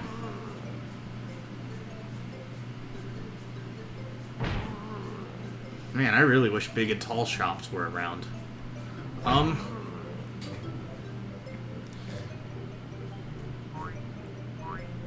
It's where I got the basically gentle criminal description of myself from. Intense therapy and 8 years of higher education. I would have liked to get a doctorate in 8 years.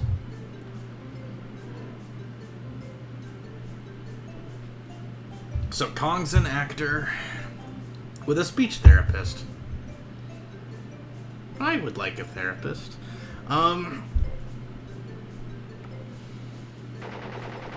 Citywide sanitation and Goobernash.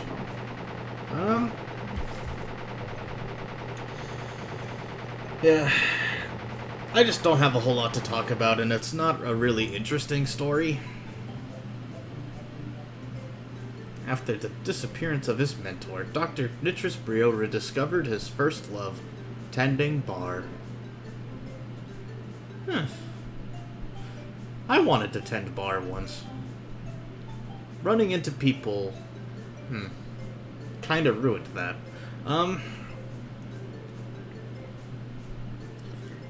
Evil geniuses are harder to squash than cockroaches. That they are, that they are. I'm just gonna save the state on this. I feel I earned it. Not really earned it, but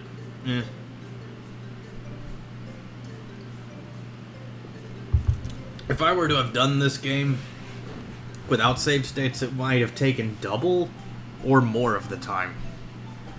And I even still had to do Jaws of Darkness once more. Ugh. Yeah. If this game... Maybe I should give the Insane Trilogy of at least Crash 1 a try. I don't have much of a motive to do Crash 2 or Crash 3 on the Insane Trilogy, though. So it would just feel like a waste of money just to play a modern version of Crash 1, which arguably needed the remake. The other two were just fine in terms of age, and I like Crash 1 for its, well, Crash 1-ness, I guess. In memory of Tai Min Kim. Aww.